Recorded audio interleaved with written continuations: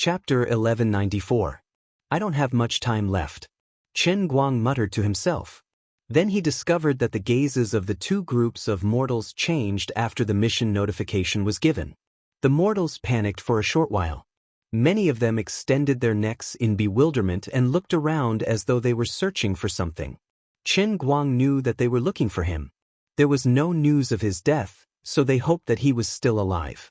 It was a pity that their plans were in vain. He was standing in front of them, but they couldn't recognize him. As for the divine race, there were less than 20 of them left. Those who were able to survive until now weren't ordinary. They were the elites of the divine world and the experts of the experts. 5 short seconds later, the gods all came up with an idea.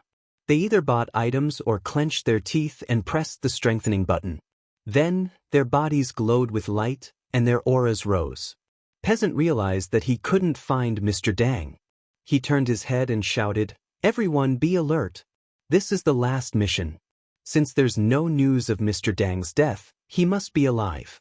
Even if he can't help us due to certain reasons, we're much stronger than before.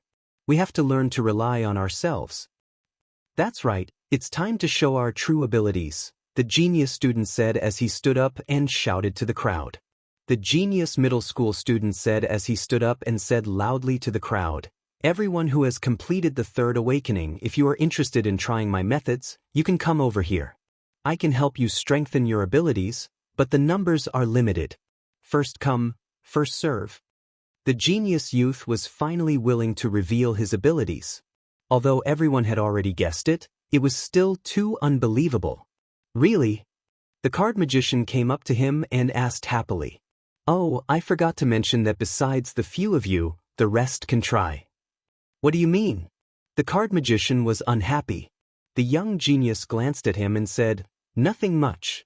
I don't like you, so I'm unhappy. It's that simple." The magician was furious, but he didn't have a chance to protest.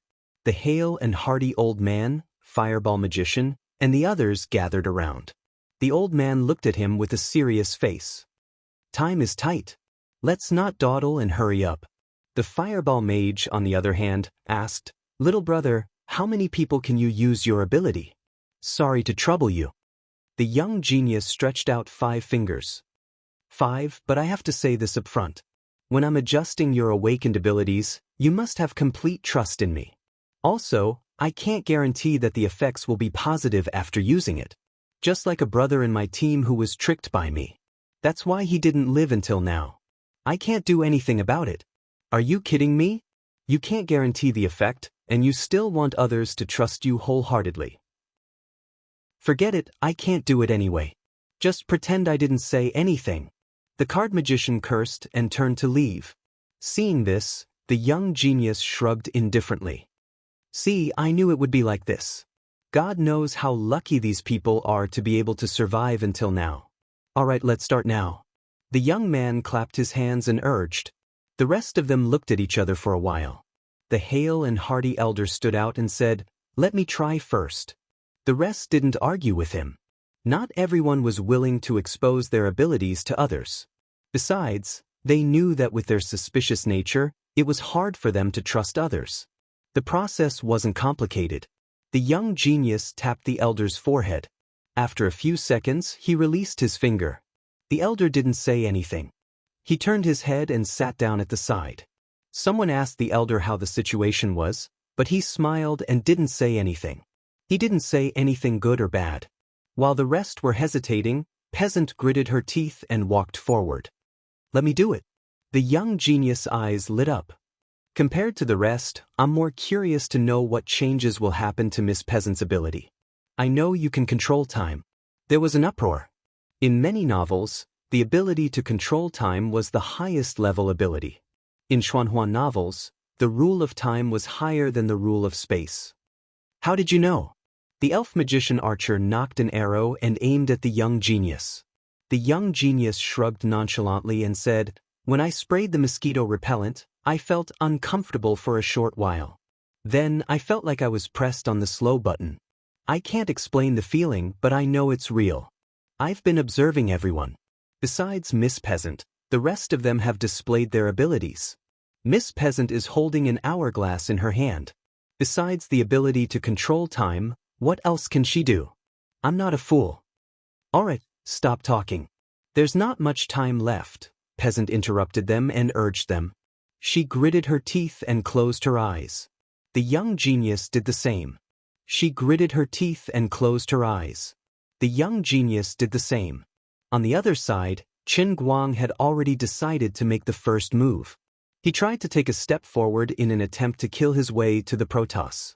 Just as he had this thought, he discovered that he couldn't move. It was as though he was stuck in cement. He was locked on by the massacre mission. Since he couldn't move, his attempt to communicate by writing was futile. Forget it, 3 minutes it is. They can't defy the heavens even if it's 3 minutes. Chen Guang thought worriedly as he looked at the two camps. He was in a dilemma. He didn't care about the gods as long as they were pecked to death. However, the mortals were a huge problem.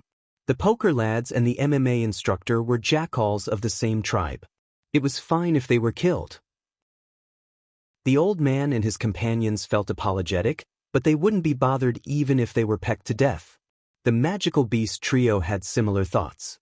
It wouldn't be a problem for the mean student to be gnawed to death.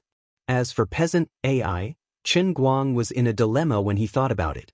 Could it be that he really had to destroy a flower? That wasn't the old man's style. He felt that peasant was an acquaintance of his from the outside world. After such a long time, he had guessed her identity, but he didn't reveal it. His body was filming the variety show, Hi! My God! Near the filming site.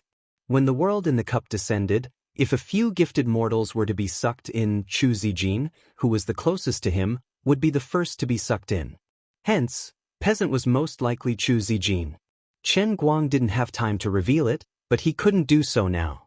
Based on the principle of a dead friend, and a dead friend, Chen Guang was worried about the meaning of the reset. If it was to wipe out all the memories and turn a person into a retard, it would be a huge sin. He would be letting down the party and the people as well as the motherland. It would also cause Tianguang Media, which was in a bad situation, to lose its backbone. This old man's heart is really tormented right now. It's really hard for me to do this. But they are trying to kill me. As Chen Guang was muttering to himself, the Celestials and Mortals had completed their preparations.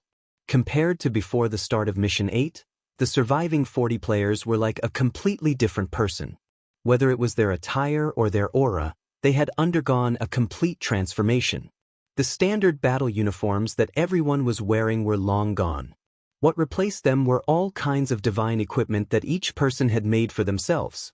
They were either wearing shiny armor in the style of Western magic, or feather fans and silk scarves that were filled with the flavor of Eastern Xianxia. They were also wearing the bright silver chainmail that Erlang Shen was wearing, or the jade-like elven leather armor that flashed with green light that the female elf archer was wearing. The Celestials were even scarier. Chen Guang was afraid. Yu Ting's face was indiscernible.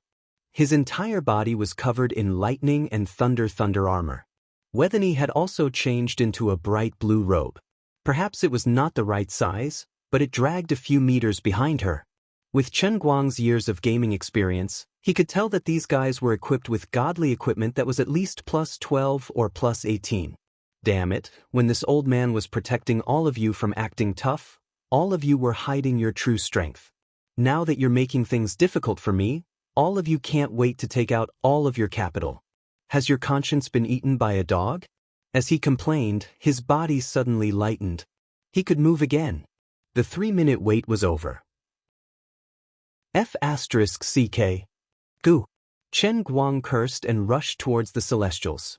He had not thought of how to deal with the mortals yet, but killing the Celestials first was definitely not a bad idea. Out of habit, he took a step forward. Then, he prepared to take a horse stance and unleash a palm strike that could topple mountains and overturn seas. However, when he unleashed it, he realized that he had no palm, only chicken wings. No, it was pigeon wings. The huge wings of the pigeons suddenly spun along with his body, and when they flapped forward, they brought up a scarlet whirlwind. The visible red whirlwind carried a thick stench of blood as it swept towards the Celestials. He did not use the earth-shattering palm, but he did use the blood pigeon's innate ability, sea of blood. But at this time, the Shen clan was not to be trifled with. They remained calm in the face of danger. One by one, they leaped up at an extremely fast speed. It was like the 8 immortals crossing the sea, each displaying their own remarkable abilities. At this moment, Qin Guang's massive body had slowed down his movements. Thus, his first wing, which seemed to be powerful, missed. In the next moment, a bolt of lightning struck his head, charring a few feathers on his head. Raising his head, Qin Guang saw that the lightning came from the tip of Yu Ting's spear, which was hovering not too far away. At the same time, he fiercely lowered his head, only to see that the Colosseum floor under his feet had abruptly turned into a soft swamp. His 2 claws were continuously sinking into the soft swamp mud that was suffused with green light. The swamp extended from where he was standing all the way to where Wethany was. It was her dress that was playing tricks on him. Not only that, but this brief moment of entrapment immediately caused him to be enveloped by countless attacks. All sorts of dazzling and powerful attacks landed on his body. Some of them were light enough to scratch an itch, but some were like Yu Ting's lightning, causing seemingly minute but accumulating damage. For a moment, Qin Guang was at a disadvantage because he was not used to the blood pigeon's body. There was more bad news. The Celestials had taken the initiative. Logically, the mortals should just sit back and watch. However, because the quest notification clearly stated that the final quest reward would be calculated based on the amount of damage each person dealt, no one was willing to slack off. Everyone used their trump cards one after another. The old man and his companions hid in the Apocalypse tank, which had a few black and thick tubes attached to it. With the old man's command, the Apocalypse tank buzzed, and the 8 thick tubes lit up at the same time. In an instant, 2 depleted uranium supermagnetic storm bombs flew out. 2 light blue ion beams with a high-temperature burning effect shot out. 4 Gatling guns fired wildly at Qin Guang, and the heavy lead core bullets rained down on Qin Guang. As for the others, there were big fireballs, deadly flying daggers, King of Hearts, and so on. Peasant didn't charge forward personally. Instead, he stood beside the elven archer. No one knew what he was up to. The elven archer knocked an arrow, while Peasant held an hourglass in one hand and placed his fingertips on the tail of the elven archer's magic arrow. There was a swishing sound. The elven archer released her fingers, and the magic arrow that was in front of her seemed to traverse space and appear between the eyebrows of Qin Guang's blood pigeon body. After the mutation of his awakened abilities, Peasant was able to use time acceleration on the magic arrow of the elven archer. Qin Guang felt that he was about to cry. "I'm seeing a ghost. Do you have to be so ruthless? Why didn't I see you being so capable?" Chapter 1195. Qin Guang flicked his head and pecked away the magic arrows that were right in front of him. At the same time, he racked his brain to think of a way to change the situation. After discovering that he was the final boss, he was momentarily at a loss and fell into a rather awkward situation. These people were too aggressive. They were completely different from when he was still around as a nanny. Faced with the final quest, almost all the players seemed to be on steroids. After all, everyone was determined to clear Quest 9 and leave this godforsaken place happily. As for the rewards that they would receive after completing all the tests, and whether they could leave this place alive, it wasn't something that they cared about. The quest notification specifically mentioned that this blood pigeon was very powerful and terrifying. Therefore, they couldn't let their guard down. They had to give it their all from the very beginning. They couldn't afford to be careless. From the beginning, there were close to 100 people who entered the quest. Now, there were less than 50 people who survived. No one dared to be careless and seek their own death. Of course, there was nothing wrong with the player's attitude. However, Qin Guang, who had transformed into a blood pigeon, was suffering. His current situation was very similar to when he fought the final boss in World of Warcraft. The players had to use all of their abilities to attack the boss. His current state was very similar to when he was fighting in a dungeon. He had transformed into a boss that could only move according to the system settings. He struggled and roared, waving his frightening weapons. However, the players could easily dodge his attacks if they followed the rules. As for the players, they dealt as much damage as they did in the game. Although there wasn't a clear division of classes, the way they displayed their abilities was very similar to that of an online game. However, this boss wasn't a brainless NPC that was completely controlled by a computer program. Instead, it was Chen Guang who had a brain of flesh and blood and could scold people. He couldn't even remember how many times he had cursed in that instant, but it was of no use. What was even more shameful was that in the players' hearts, this gigantic blood pigeon was the final boss. From the very beginning, everyone had treated him as an almost invincible existence, and they had used all their might to bombard him. Unfortunately, the real boss had suddenly changed into a completely unfamiliar body, and now he felt extremely uncomfortable. Of course, the body of a human was completely different from that of a bird. Chen Guang found it awkward to use the various invincible martial arts that he was familiar with. Furthermore, the swamp that Withany had conjured was quite disgusting. Although it did not seem to cause him any harm, it could trap his claws and render him unable to move. If he was still in human form, Chen Guang would probably be able to fly out with a light body technique. But now, he was like a bloated pigeon. What was even more irritating was that his feet were completely soft, and there was not even a place for him to stand on. Apart from that, a powerful suction force came from beneath his feet, dragging him down. The attacks of the mortal players from afar were like a thunderstorm, never stopping for a moment.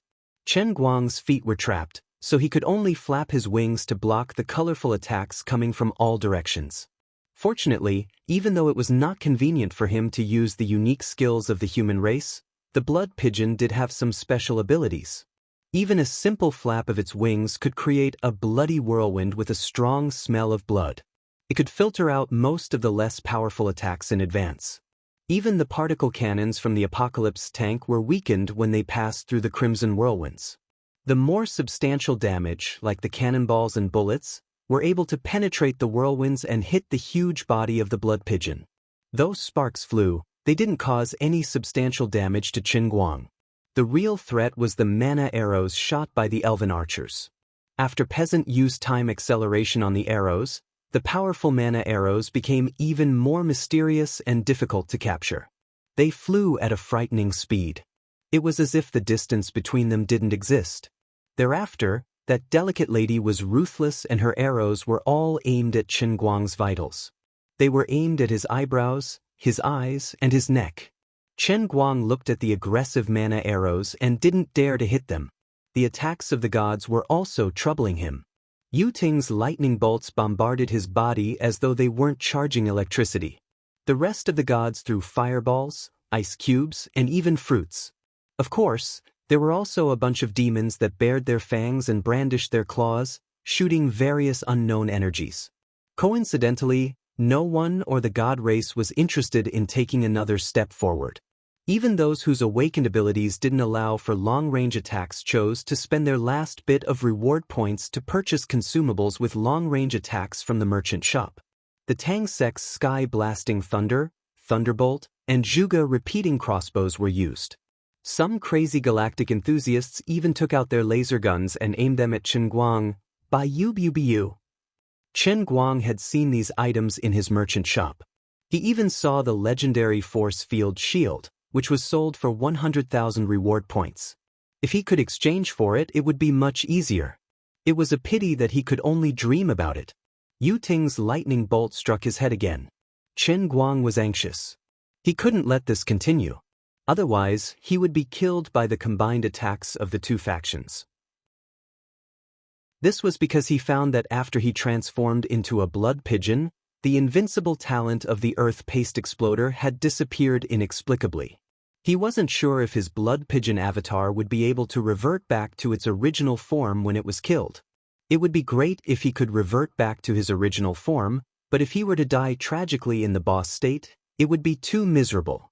He didn't dare to take the risk. At this moment, he suddenly had an idea, and a rather strange memory came to his mind. It was a rather strange martial emperor's unique skill that he had learned in the realm of true martial. It was called Condor Fighting Technique.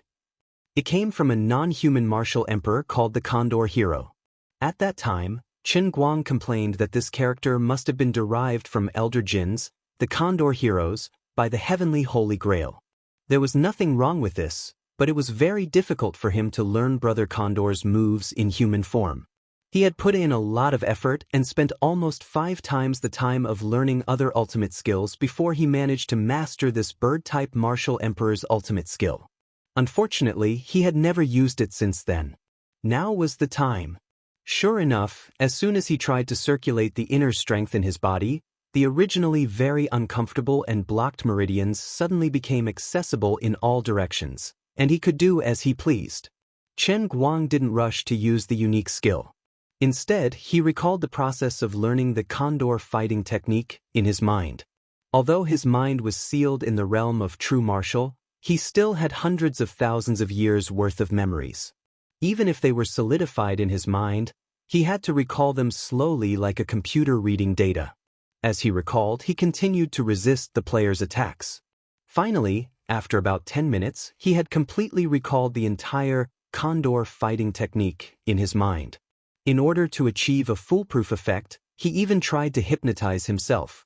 To be precise, he used world-class acting skills. He instilled an extremely strong idea into his mind. Next, the old man was going to act as a bird.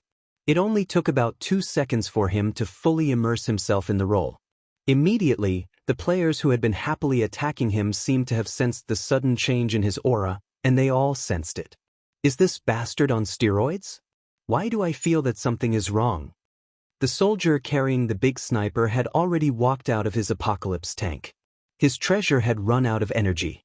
But their firepower didn't weaken, including the old man. At this time, all of them were wearing individual combat armor about 3 meters tall. Each of them looked like miniature Gundams. These Gundams each carried a new type of big sniper, which was quite powerful and caused a lot of trouble for Chen Guang.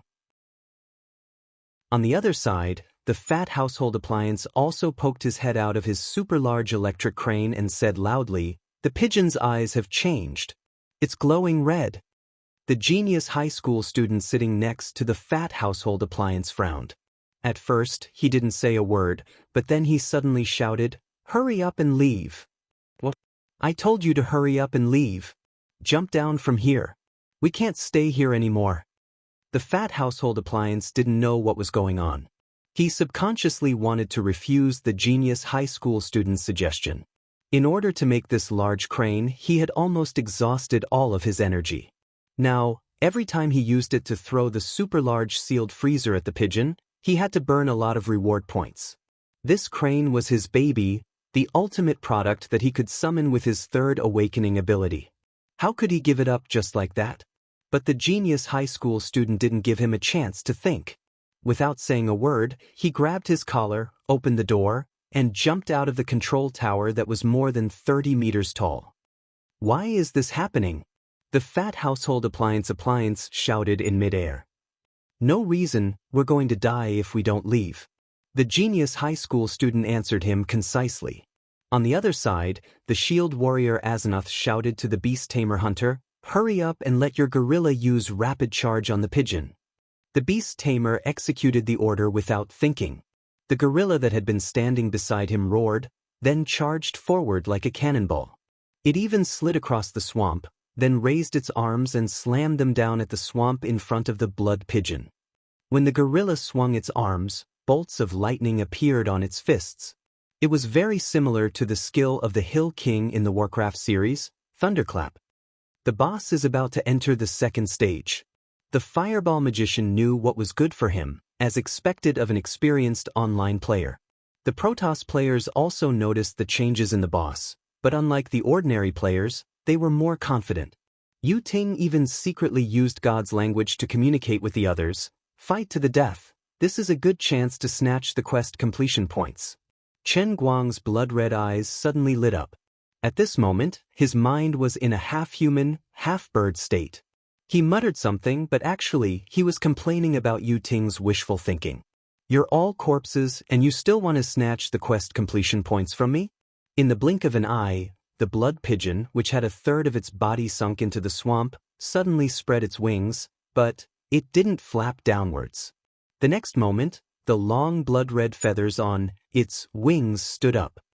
It's going to use its ultimate skill. The genius high school student shouted. The fat electrical appliance worker didn't have time to think. He raised his hand and summoned a large pile of old electrical appliances, piling them in front of the two of them as cover. A moment later, a red light suddenly appeared behind the cover in front of the two of them, like the sun rising from the east. Under the horrified gazes of Yu Ting and the other Protoss players, the tens of thousands of feathers on the blood pigeon suddenly transformed into countless javelins that shot out from its wings. These long feather javelins were so densely packed that the Protoss players closest to it couldn't avoid them. That wasn't the end of it. Every feather exploded halfway through its flight, turning into even more feathers that rained down on the entire Colosseum. Chen Guang's ultimate skill from the Condor art of fighting was called Thousand Feathers Slash. The situation immediately reversed, and all the players were in danger. The first to die on the spot was the gorilla in front of him that had tried to stun him. Sorry, but as a boss, the old man was completely immune to stun-type control skills. The gorilla was first turned into a sieve, then it fell to the ground. A tombstone even appeared on the ground. Wethany, who was a little further away, saw that the situation wasn't looking good. She immediately retreated into the swamp beneath her. She managed to completely hide in the ground before the rain of needles descended, but there were still many feathers chasing after her. She didn't know if she could survive that. The other Terran players further away were also in chaos. The fat electrical appliance worker's beloved tower crane was instantly destroyed by the rain of needles. The old man and his companions conjured a huge metal shield in their hands. They formed a shield formation to protect themselves before the rain of needles descended. The card magician and his companions were in a worse state. The inferior force field shield that they purchased didn't last more than 5 seconds before it shattered. They had to use all their means to protect themselves. They could be considered lucky and Qin Guang's benevolence. The number of feathers that fell to their side wasn't much. As long as they are not so selfish and willing to spend the reward points in their pockets, or the valuable high-priced life-saving props that they have exchanged before, they can barely survive. Peasant and the elf archer had it much easier. Peasant used his mutated time ability to form a semicircular shield in front of them. The archers, on the other hand, switched to explosive fire magic arrows, shooting at the feathers that had been slowed down in the time shield, burning them to ashes before they could even land. The ones who suffered the most were the weaker ordinary Protoss players who were relatively close to the blood pigeons. After the chaos, there was a moment of silence in the Colosseum. Peasant and the elf archer dodged the burning feathers that fell from the sky. They looked forward and were shocked. The previously lively Protoss players were now sprawled on the ground. 3 or 4 of them were completely dead, while 7 or 8 were struggling with great difficulty. As for Yu Ting, his face was covered in dirt as he ran around. Every time he passed by a Protoss player, he would exchange for an expensive healing pill and stuff it into their mouths, regardless of whether they were dead or alive. Wethany crawled out of the swamp, her face covered in blood. Her body was riddled with wounds, and she looked like she had been ravaged. Seeing this, Yu Ting hurriedly returned and stuffed the healing medicine into her mouth. However, when she touched her body, her arm fell to the ground first. "Lord Yuting, I'm going to die," Vesani said in despair. Yu Ting frowned. "What are you talking about? It's only the loss of a projection. I won't let you die so easily." Yu Ting did not particularly care about the lives of the other celestial players, but in the celestial realm, Wethany was his vanguard general. Yu Ting did not want to lose his right-hand man so early on in this game quest that made him feel powerless. On the other side, the Protoss players who could still move suddenly retreated a few steps. Yu Ting turned around and saw the blood pigeon, whose wings were now bare, slowly walk out of the swamp pit that had solidified again. Behind the blood pigeon was a bloody aura. Chapter 1196. Even though the gamers were of different races, they could feel the anger of the pigeon. They didn't know if it was a herbivorous magical beast or a carnivorous magical beast, but they felt that the pigeon wanted to eat humans. The earth-shattering blood chi flickered with a dark red radiance and soared into the sky. It was as if it was going to completely envelop the blue sky. It had to be said that the spectators and stands of the Colosseum had been made into mosaics. It was quite crude, but the sky looked quite exquisite. It didn't look beautiful. Instead, it accentuated the terrifying smell of blood coming from the blood pigeon. The dignified divine King Yu Ting was stared at by the crimson eyes of the blood pigeon, but he didn't have the majesty he had in the godly realm. He felt his hair stand on end and his heart tremble involuntarily. This feeling was as oppressive as when he faced the majesty of the divine king in the godly realm. It might even be stronger. It was so strong that he couldn't resist it. Everyone retreat. The human gamers weren't righteous enough to help the gods. Peasant was the first to react. He shouted and retreated with the elf archer and the other two girls without looking back. The other gamers reacted quickly. The fat household appliance gamer conjured an electric scooter for the genius high school student to sit with him. With a whoosh, the scooter dashed to the edge of the Colosseum. The genius high school student couldn't help but complain. An electric scooter is considered a household appliance? Of course, it's a 220-volt charger. Why can't it be considered a household appliance? That's King reasonable. I'm convinced. Naturally, Qin Guang, who had transformed into a bird, could hear the conversation between the two of them. He nearly laughed out loud and lost his cultivation. Gosh, the two of them are destroying my killing intent. On the other side, the old man and the others in the Gundam armor also quickly threw away the steel shields that were riddled with holes from the needles and feathers. They turned around and crawled to the ground. Then, four wheels fell off their shoulders and they turned into motorcycles. Their motors roared as they charged forward to escape. Their movements were quite swift and fierce. As for the card magicians group, after being severely injured, two of them died on the spot. The other three, including the magician, gritted their teeth and crawled to escape in panic. The three Warcraft players were slower.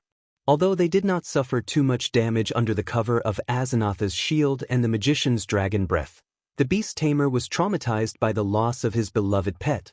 If not for his two companions holding him back, he would have charged forward without a care in the world. However, they managed to react in time, summoning their own mounts and running away. As soon as the mounts of these three fellows appeared, Qin Guang almost failed again. Damn it, you guys are veterans of the T7 set. Why don't you guys exchange for some reliable mounts? Three chocobos popped out from the crotch of the three men, squawked, and scampered off. The scene was extremely comical and out of control. The human players were further away, so they were not heavily injured. They were able to escape quickly, but the Protoss were not so lucky. More than half of the Protoss were heavily injured, and their fates were unknown. Even though Yu Ting had fed them medicine, they would not recover in a short period of time. Yu Ting had not even finished feeding everyone their medicine. At that moment, most of his attention was on the dying Vesni in his arms. Even gods could be selfish. Yu Ting's choice was understandable.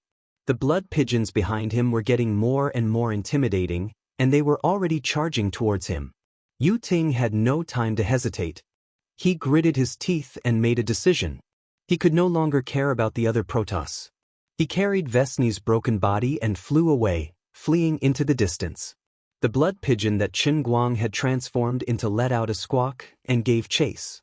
As a pigeon, it could fly under normal circumstances.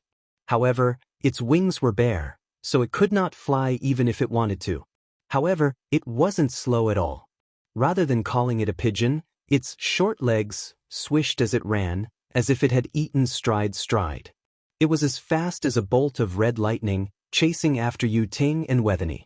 Qin Guang, who had completely hypnotized himself into a blood pigeon, had both the intelligence of a human and the battle instincts of a phantom beast. Among all the players, Vesni's attack power was almost non-existent. However, her swamp special skill could cause the most trouble for Qin Guang. Kill the biggest threat first. This was the simplest battle philosophy of a high-level phantom beast, the blood pigeon. So, without hesitation, he chose to chase after Yu Ting and Vesni. As for the other players, he could deal with them later. However, Yu Ting was not to be trifled with. Now that he had control over lightning, he could run as fast as lightning. He held Vesni in one hand and held a spear in the other. Plasma sprouted from the bottom of the spear, and the plasma surged into the shape of a flying carpet, which he stepped on. While running, Yuting did not care about the cost. He bought healing items and stuffed them into Vesni's mouth, or sprayed her with a spray. Chen Guang chased after Yuting for a while, but not only was he unable to catch up to Yuting, even Vesni was slowly coming back to life. Her severed arm had regrown white bones, and with these bones as a foundation, flesh and blood were slowly growing back. The countless holes on her body were also healing at a speed visible to the naked eye. Seeing that Yuting had even put Wethany down, the annoying Lolita goddess was standing on the plasma carpet beneath Yuting. She even turned around and made a face at Chen Guang. Chen Guang decided not to chase after her. He immediately turned around and headed for the center of the Colosseum. There were still many Celestials lying there. Some of the Celestials had already crawled up and fled, but there were still some who were struggling to save themselves, and had not yet recovered. As Chen Guang ran, he used the innate ability of the blood pigeon, a phantom boss. Although its regenerative ability was far inferior to that of the Earth Marmalade Exploder, it was easy for it to regrow its feathers. As he deliberately activated his talent, his wings, which were so bald that they could be roasted and eaten, first surged with red blood. As the light flickered, the red blood quickly covered his entire wing, and in the blink of an eye, it turned back into feathers. This time, the blood pigeon that Chen Guang had transformed into finally learned how to fly. It flapped its wings and soared into the sky. A strong gust of wind accompanied the blood pigeon's flight, and it brought pain to those who saw it. Just the wind caused by the flapping of its wings could cause damage. After Chen Guang had completely adapted to its body, the blood pigeon's strength was evident. Yuting, who was running away, saw that the situation was not good. He quickly turned around and shouted, "Run!" 2 or 3 of the Celestials on the ground struggled to get up when they heard this, and ran forward regardless of the consequences. Another 3 or 5 Celestials even struggled to save their companions, but most of the Celestials were still lying on the ground. They were either on the verge of death, or had no strength to get up. After a short period of chaos, the blood pigeon that Chen Guang had transformed into had already flown above them. Then, the blood pigeon opened its beak, and like a machine gun, it spat out thumb-sized chunks of qi.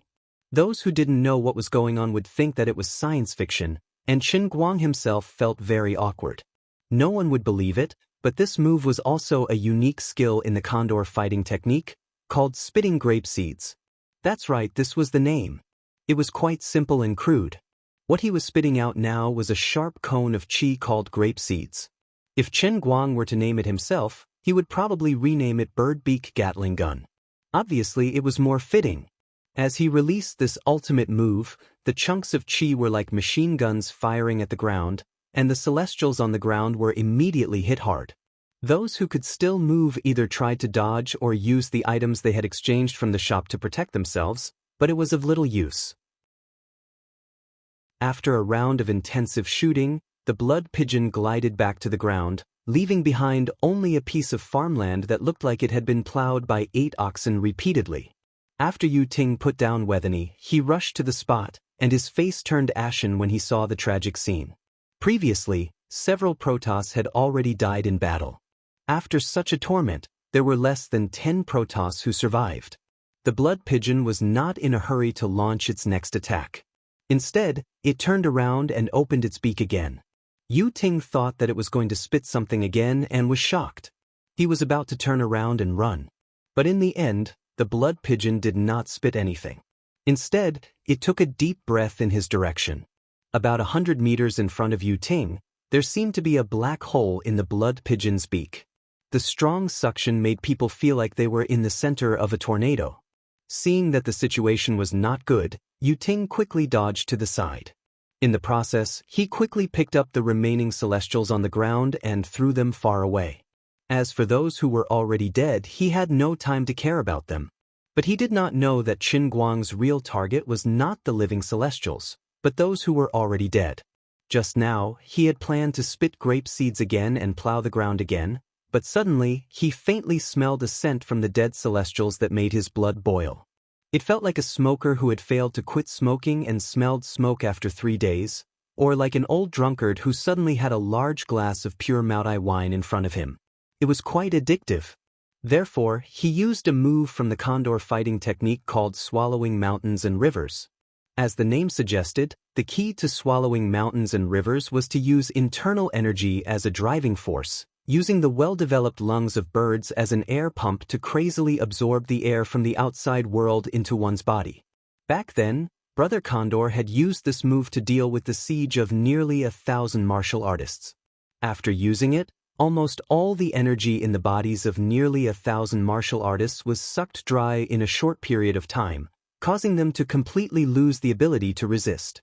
Right now, Chen Guang wanted to use this move to try and absorb the divine power released by the Protoss who were already dead and in the process of disintegrating into energy form.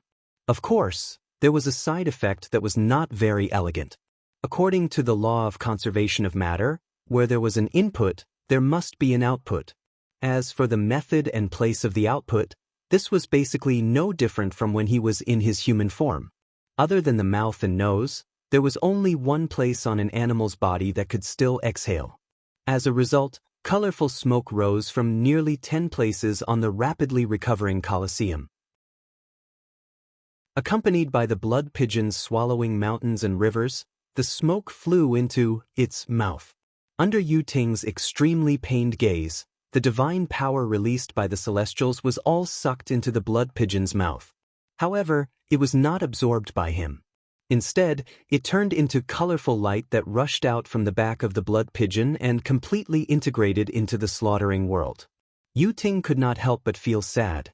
The dignified and respected gods in the endless god realm had actually suffered such a great humiliation in this stupid mission. Not only did they die, they actually had to be eaten by this magical beast and then burst out from the back. What is your intention in doing this? If it was not for the fact that the other party could only croak, Yu Ting really wanted to scold it. In fact, even Qin Guang himself did not know what the point of doing this was. He subconsciously felt that filtering the Celestial's power out of his body would definitely be beneficial. However, when he carefully examined it, he felt that the benefits were completely undetectable. It was somewhat similar to the situation when they encountered the giant mosquito formation. The only difference was that in the giant mosquito formation, the giant mosquito first changed the nature of the Celestial's power, then he did the filtering. Now, he had become the mission boss, and the whole process was a one-stop service. Forget it. Since he could not figure it out, there was no need to continue dwelling on it. There was definitely no harm in doing this. Chen Guang turned his head and once again focused his attention on Yu Ting. At this time, the other surviving Celestials had mostly recovered and gathered behind Yu Ting. Facing the blood pigeons' eyes that seemed to want to devour someone, Yu Ting and the other Celestials slowly calmed down from their initial panic. Blindly running away would not change their fate. The power of this blood pigeon was just as the mission description said. It was so powerful that there was no room for carelessness. Both sides had only fought for 2 to 3 rounds, and half of the Celestials had perished. Everyone, do you really want to wait until all of us are dead before showing your true power? Do you think you can take advantage of our deaths? It won't be that easy, right? Yu Ting said loudly without turning his head as he stared at the blood pigeon with all his attention. Everyone knew that he was talking to the mortal gamers. The mortal gamers looked at each other before focusing their gazes on the old geezer. At this critical moment, they believed that the older the ginger was, the spicier it was. They would let the older gamers make the decisions. The old geezer hesitated for a while before gritting his teeth and saying, "Let's not hide our abilities. If the Celestials are all dead, we won't have a good time." Chen Guang was anxious. He had not made up his mind to kill the old geezer and his companions, especially Peasant. Now that he had created a situation where he could wipe out the Celestials, how could he allow the mortals to interfere? He did not attack the Celestials immediately. Instead, he flapped his wings and flew backward. Then, he lifted his claws. He began to write on the ground. "Human friends, don't panic. Though I'm a blood pigeon, I'm a peaceful dove. I'm a peace-loving dove. The Celestials came from another dimension and aren't from this universe. They are the natural enemies of us, so we have to kill them. You and I are of the same race, so we can coexist peacefully. Chen Guang wrote the words on the ground swiftly and flew to the side. He changed his mind. He did not intend to tell the mortals that he was Noon. If he had to kill the human gamers, he had no choice. The hunter summoned his magic warhawk and flew over. Then, he used his shared magical vision to read the words on the ground clearly and read them out loud. Gosh, the perverted blood pigeon is trying to sway us. And it's intelligent. And it's written in Chinese. And it's written beautifully. It's so cunning. After the beast tamer finished reading, he couldn't help but start complaining. Chen Guang, who was flying in the air, nearly plummeted to the ground. I'm really seeing a ghost. There's something wrong with good writing? He had boasted that he was a peaceful dove. Why didn't they believe him? Chapter 1197.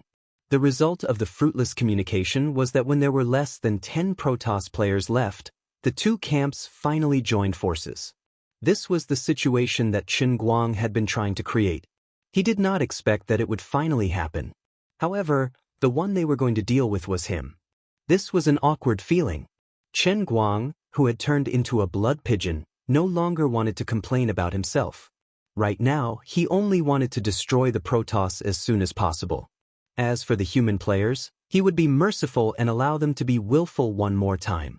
There was no other way. The old man was just that kind and generous. After filtering the divine power of the dead Protoss players, he immediately flapped his wings and flew into the sky, causing all the attacks from the human players to miss. At the same time, he put himself in an invincible position. Looking at the many opponents on the ground, Chen Guang felt a sense of accomplishment as a boss for the first time. Have you ever seen something like this before? The old man can fly. Are you afraid? While he was gloating, Yu Ting, who was on the ground, also leaped into the air. Chen Guang immediately remembered that Yu Ting could also transform into lightning and fly into the air.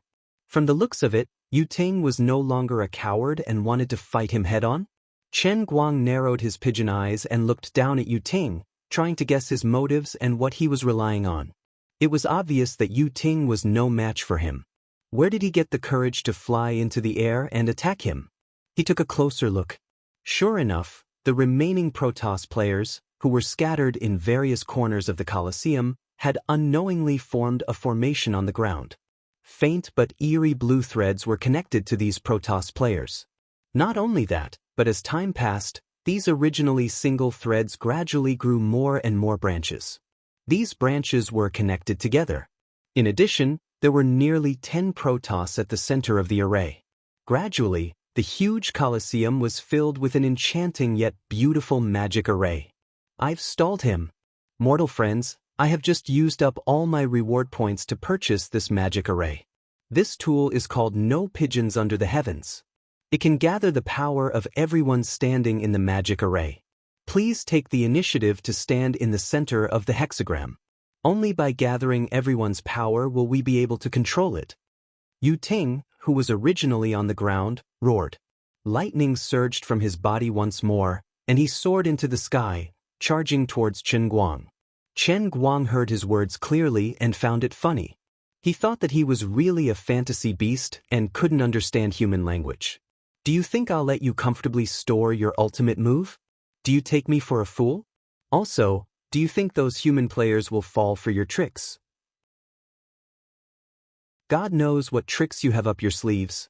Perhaps the moment ordinary players step into this formation, they will be firmly controlled by you and become nutrients for your doomless formation.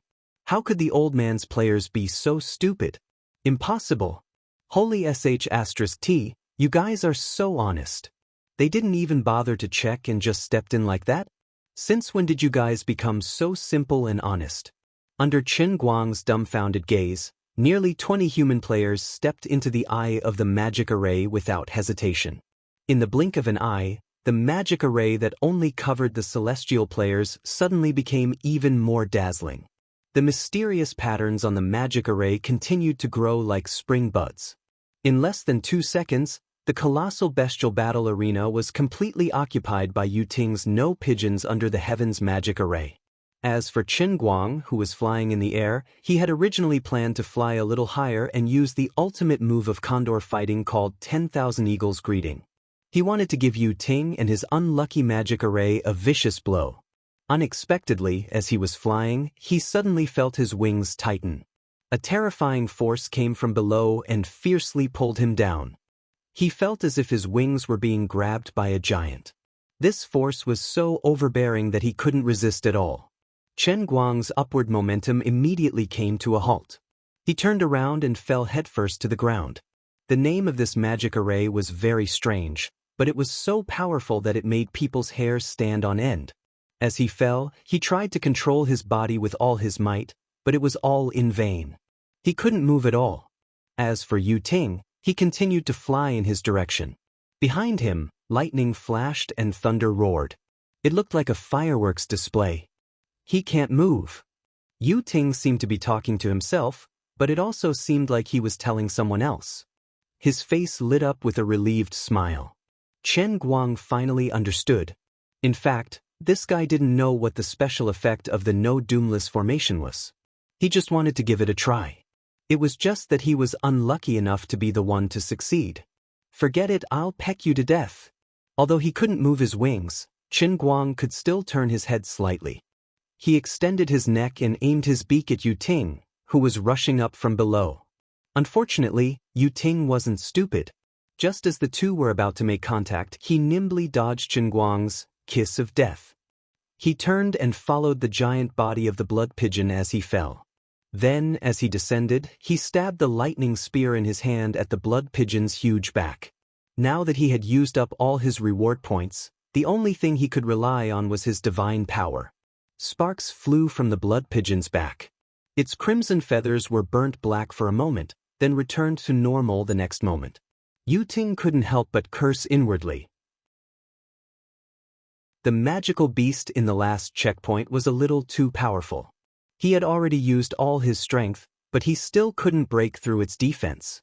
As for the other players, they didn't stay idle either. Seeing that the giant creature was really controlled as Yu Ting said, they all used their trump cards and bombarded the stomach of the blood pigeon. With a loud bang, the blood pigeon's huge body fell to the ground, and then there was no sign of life. Of course, Chen Guang wouldn't die so easily. In fact, while falling from the sky, he seemed to have suffered serious injuries, but in fact, they were only superficial wounds. He didn't move now because he was trying to figure out how to use the unlucky no doomless formation. Without batting an eyelid, he tried to kick his legs. The feeling of being completely restrained was gone. He could move freely again. As he had guessed, the no doomless formation was actually a magic formation that restricted the flight of birds. Once it landed on the ground, it would lose its effect. Dead. On the ground, a Protoss looked at Yu Ting and asked carefully. Yu Ting squinted and waved his hand. Everyone stay where you are. Otherwise, the formation's effect will be weakened. I'll go take a look. The effect of the no doomless formation was better than expected. Of course, the players wouldn't give up so easily. Moreover, since Yu Ting had taken the initiative to test the waters, the others were more than happy to see him. If the pigeon was faking it, they wouldn't be the ones to suffer. Yu Ting was on high alert. He approached the blood pigeon step by step. On the other side, Wethany once again summoned a swamp, spreading it along the ground in an attempt to suck the body of the blood pigeon into the swamp. Yu Ting moved closer, raised his lightning spear, and stabbed it at the blood pigeon's head. With a swish, the spear cut through the blood pigeon's feathers. Although it didn't pierce through, it finally left a wound on its head. Yu Ting's eyebrows twitched slightly. It seemed that the formation he had exchanged for was really effective. He just didn't know if this kind of binding contribution could be counted into the final kill contribution. Yu Ting gradually became selfish. Like Chen Guang, he believed that there must be a reason why the massacre mission divided the gamers into the Mortals and Protoss factions. In addition, throughout the entire process of carrying out the mission, it seemed that Slaughter World had always emphasized one point, and that was either the damage contribution or the number of people killed. The distribution of rewards seemed to be specific to each gamer, but Yu Ting felt that there was another meaning. Yu Ting's lips trembled slightly, and the mana formation on the ground started to change slightly. The blue light on the magic veined patterns grew brighter and brighter, and gradually, everyone couldn't see the scene in front of them clearly. Yu Ting said loudly, "Don't panic, I'm strengthening the control of the mana formation. Once it's under control, it'll be ours to slaughter. Don't be stingy with your reward points. Completing the mission and surviving is more important than anything else." "Are we really that generous?" In the human camp, the female elf archer asked Peasant, who was standing not far from her. Peasant looked at the motionless blood pigeon in the distance and frowned. She thought for a while and said, "Besides Emperor Yu Ting, none of us can afford the mana formation. Since we have a chance to kill this boss, we should work together with them." The female elf archer nodded and said, "Indeed. Mr. Dang said that to overcome this crisis, we have to work together with the annoying Protoss. But don't be too generous. We have to have a backup plan." "All right, don't worry, Sister Peasant. I understand." Peasant had the same thought, and the others had similar thoughts. Though they didn't know what happened to Dang Dang, even if he was gone, they wouldn't forget his instructions. The situation between the Protoss and the humans had reversed. The humans were getting stronger, while there were less than 10 Protoss left. Everyone didn't fear the Protoss, so they didn't oppose working with them. It was like a rabbit being unwilling to work with a jackal. If the jackal became a piglet of the same size as the rabbit, there would be room for negotiation. Everyone had seen the world without pigeons formation in the reward point shop. The price was a few 100,000 points. Yu Ting wasn't bragging. He had spent all his reward points. Qin Guang, who was pretending to be dead on the ground, was in awe. He felt sorry for Yu Ting's misfortune and angry at Yu Ting's incompetence. Previously, when he wanted to ask these people to help save the divine race, they all resisted and objected in various ways. Yu Ting had selfish motives, but they let go of their grudges and worked with him. Should I really treat them as my own kind?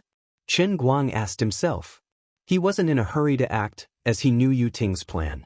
Sure enough, in the blink of an eye, the halo around his body became more and more intense, as if it had really formed a large net to trap him.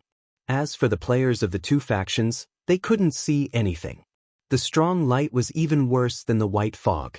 The ordinary players started to panic, and Yu Ting once again reassured them. "I've got Blood Pigeon under control. I'll be able to focus the mana formation on him soon." The others couldn't see clearly, but Qin Guang wasn't in human form. He had transformed into a big boss bird. His eyes were completely different from a human's. Qin Guang narrowed his eyes. He watched as Yu Ting moved the Protoss closer to him with the mana formation. He could see through Blood Pigeon's intentions. First of all, this guy thought he was being controlled. Second, he planned to send all the Protoss over to steal the old man's head. Without batting an eyelid, he began to inhale violently. Fortunately, he was lying on the ground with his back facing up. Under the cover of the strong light, even Yu Ting, who could see, didn't notice that Blood Pigeon's chest was expanding. Finally, about 3 minutes later, all the Protoss were silently teleported to a place not far from Shuiying. Qin Guang could even hear Yu Ting whispering instructions to the others in God's language. They were formulating a battle plan to succeed in one fell swoop. At the same time, Vesni's swamp once again covered his body. This time, more than half of it was buried in the swamp. Holding his breath, Qin Guang felt as if the aura in his chest was on the verge of exploding. He was both the prey and the hunter. Chapter 1198. Yu Ting led the celestial race to probe carefully. Qin Guang was also trying to suppress his urge. A little closer, a little closer. He squinted his eyes and allowed the wounds that Yu Ting had left on his body to gush out blood. He could have used the Blood Pigeon's talent to convert the blood that gushed out of the wounds into energy and reabsorbed it into his own body, but he did not do so. As a black-bellied young man of the new era, he wasn't one of those idiotic bosses in the game who only knew how to deal with players in a fixed way. He was strong, cunning, and good at acting. If the person controlling the world without pigeons formation was not Yu Ting, but another human player, they would not have fallen for it so easily. After all, Humans were more careful in their actions, and they were also more knowledgeable about such things. However, Yu Ting did not think too much about it. He believed in his own divine power and the game's setting that was forced upon him. In his mind, this was a quest space created by the origin will of the endless realm of gods. This quest space must be perfect and flawless. When Yu Ting chose to purchase the magic circle, he had carefully read the description of the magic circle. It was clearly written that the magic circle could cause fatal damage to bird-type creatures and completely control them. Up until now, the effects of the magic circle had achieved its goal. Although it was expensive and consumed a lot of energy, as long as they could kill the blood pigeon, it was all worth it. As long as they could successfully complete this quest space, it would mean that their goal of leading the advance party into the game space had been achieved.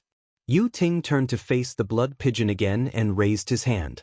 However, he immediately realized that no one could see his hand gesture, so he retracted it.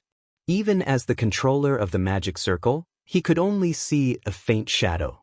However, he could sense that the entire magic circle's power was pressing down on the blood pigeon. Heavy breathing could be heard from the blood pigeon's direction. Yu Ting felt that the most powerful phantom beast was struggling with all its might. Everyone, pay attention to my instructions. Although this phantom beast is strong, the defense of its neck and the back of its head is relatively weak. When I give the order, everyone will attack together and attack the back of its head. We will definitely be able to deal a heavy blow. Yu Ting lowered his voice and spoke in a voice that only the Protoss could hear. Although we may have to bear a certain amount of risk, if we can deal a heavy blow to the blood pigeon, it will definitely give us an advantage in the mission settlement. However, don't be greedy. Just hit it once and then immediately retreat. Let this phantom beast find trouble with those mortals. Yu Ting felt that his plan was flawless. Even if he couldn't succeed in one fell swoop, he could at least deal a heavy blow to the blood pigeon. If the Protoss were to retreat immediately, the human race would have to stand in the front instead of the back. Facing the attack of the blood pigeons, they had no choice but to change their stance of not contributing. Unfortunately, in order to get his voice through, Yu Ting could switch channels, but he couldn't block messages. Every word he said was clearly heard by Qin Guang, who was pretending to be dead on the ground. Since this little scheme of his was within Qin Guang's calculations from the very beginning, it was destined to fail. The mortals, who were completely in the dark, were unwilling to follow Yu Ting's orders. However, the magic circle that Yu Ting had exchanged for had a miraculous effect. Even if they felt that something was amiss, the mortal players still held the intention to wait and see. If it was really as Yu Ting said, that they could completely control the blood pigeon until it died, that would be for the best. Even if there were any problems, Yu Ting should be the first to get into trouble. Aren't we being too passive? The fat household appliance worker asked softly into the walkie-talkie hanging around his neck. The genius high school student replied, "So what if we're being passive? Can you afford to buy a magic circle? But this won't end here. This is the last boss." These Protoss have never played online games before, so they don't know that even the real big boss is not easy to deal with, let alone the final boss. According to my experience, this blood pigeon must have many forms. Don't forget, when it exploded its feathers, the Protoss suffered heavy losses. We didn't feel good either. Isn't this situation similar to before? The fat household appliance worker thought about it and nodded. It was exactly as the high school student had said. Just as the two of them were conversing, Yu Ting, who was in front of them, shouted. In the next instant, the azure light that had covered the entire beast fighting coliseum quickly converged on Blood Pigeon, who was lying on the ground. Yu Ting activated the full power of the No Pigeon formation. The blood pigeon turned into a blue lump. It was as if it had been pressed to the ground, unable to move. Nearly 10 Protoss, who were prepared, shot into the sky at almost the same time. Perhaps they were using all of their divine power, or perhaps they were carrying expensive single-use items that they had just exchanged for. The power of these items might not be worth mentioning in front of their celestial bodies, but in this slaughtering world, they were definitely the strongest attacks they had seen so far. Just from the names of the items that they had exchanged for, they knew that they were not joking. Annihilation cannons, star destroyers, slaughter puppets. In short, the names of these items were extremely domineering. If they were in the celestial realm, the gods might have thought that these items were so childish that they were laughable. But now, they no longer looked down on them. 70% of their companions' projections had died. Perhaps they would be next. Although he was a noble Protoss, in this mysterious mission space, other than having a slightly higher starting point at the very beginning, it seemed that his vitality was not much stronger than that of mortals. Therefore, they had to seize this hard-won opportunity and establish a real advantage for the advance party in the first test of this mysterious mission. With this thought in mind, all of the gods' attacks were aimed at the back of the blood pigeon's neck. On the other side, Yuting did not move. He only stared at the blood pigeon that was completely covered in blue light. Firstly, he really did not have any more reward points. Secondly, he had to control the magic formation. Finally, it was done. Seeing that everyone's attacks were aimed at the back of the blood pigeon's neck, Yuting thought to himself. At this moment, the huge body glowing with blue light suddenly raised its head. Yuting's pupils shrank. He opened his mouth, wanting to shout out loud. But it was too late. The gigantic blood pigeon displayed unimaginable agility. When it raised its neck, it spread its wings and flapped them on the ground. Even though it had hit the swamp that Vithany had conjured, the large area of contact still provided it with enough strength to land a hit. The next moment, the blood pigeon stood upright and aimed its beak at one of the Protoss in front of it. Seeing that the situation was not good, the gods wanted to turn around and retreat, but it was too late. The blood pigeon spat out a silent shockwave from its beak, instantly enveloping the Protoss in front of it. Looking from the side, Yuting could clearly see the distortion in space caused by the shockwave. Deep down, Qin was also shocked. He did not expect the power of the blood pigeon's toad spit from the condor fighting art to be so shocking. "I'll kill you with a mouthful of salt soda." He still had enough air in his chest. Qin decisively shook his head. And so, under Yuting's desperate gaze, the toad spit swung in a full circle, sweeping through the 7 or 8 Protoss that were flying high and low in the air. But they did not cry out and fly backwards. Instead, they suddenly stopped in the air. Seeing the blood pigeon turn its head to face him again, the blue light that had enveloped its body gradually dissipated. Yuting did not look back and turned to run, dragging Vithany along with him. If not for the fact that he could not say it, Qin really wanted to tell him. "Are you stupid? Do you think you're invincible just because you added a magic seal that works against birds? Can't I just stay in the air? What's the point? No one said that birds had to fly, right? Could the magic seal stop ostriches?" But Qin was not at ease. After Yuting took Vithany away, the swamp was quickly solidifying, but the fatal attacks from the gods all fell on the ground in front of him. Yes, it was the place where he had swung his head. On the other hand, the ordinary players, who were confused by the sudden turn of events, had no idea what was going on. The ordinary players looked at the gradually dissipating magic seal and wanted to ask Yuting, but Yuting did not have time to deal with them. At the same time, as the explosion in front of Qin sounded like a nuclear bomb, the gods that had been frozen in the air after being hit by the toad spit suddenly turned into dust and scattered. They're all dead? The ordinary players were at a loss. The explosion in front of Qin continued. He had no choice but to roll up his wings and protect himself. A strong explosion came from in front of him, and the blood pigeon's huge body was blown away. But before he could fly more than 2 meters, he fell to the ground, as if he had been swatted by a fly swatter. The blue light that had been gradually dispersing actually condensed on his body again. Qin wings, which had just regrown with great difficulty, were first blasted bare by the explosions before the gods' deaths. What was even more tragic was that he was smacked by the magic array's anti-flying effect, causing him to be in a daze. Qin raised his head slightly, wanting to curse. "I didn't fly on my own. Is it my fault that I was blown away?" Just then, a figure appeared not far away from him like lightning. It was the card magician. He was holding a metal card that was half a meter long in his hand. It was a king card. Then his eyes flashed fiercely.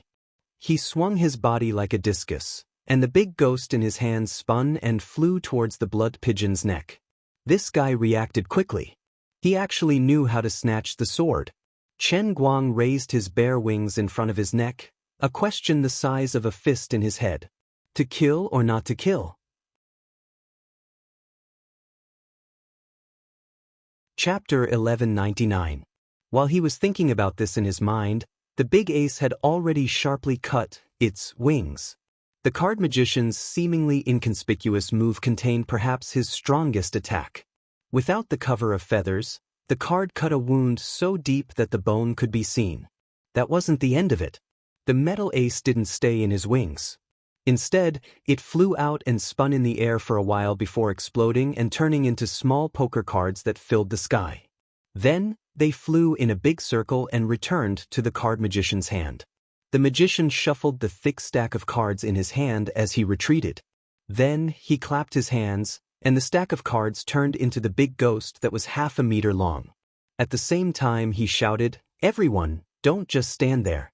This big pigeon is seriously injured. Let's kill it while it's still weak." As he shouted, he threw the big ghost in his hand again. Chen Guang's heart ached. That's right, he felt heartache. "My heart is like the moon, but the moon shines on the ditch. I hit you hard." The old man was in such a good state that he could eat 3,000 kilograms of pigeon feed. "I'm too into it. I just can't bear to kill you, but you're forcing me to do this." He wanted to chase after Yu Ting and Wethany, but on the other side, many ordinary players were convinced by the card magician's bewitching words and surrounded him. No matter what, Chen Guang's appearance as the real blood pigeon was a little unsightly. The feathers on the front half of his body had almost all been burnt, and his standard pigeon skin was densely covered in countless wounds. Coupled with the miserable state he had been in when he suddenly fell to the ground, anyone would think that he was an arrow at the end of its flight. In addition, Yu Ting's previous action of commanding the Protoss to steal the damage contribution points caused the ordinary players to misunderstand.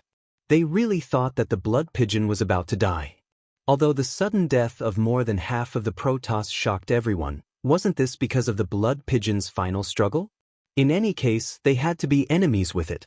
Rather than waiting for it to catch its breath and defeat it one by one, they might as well kill it now.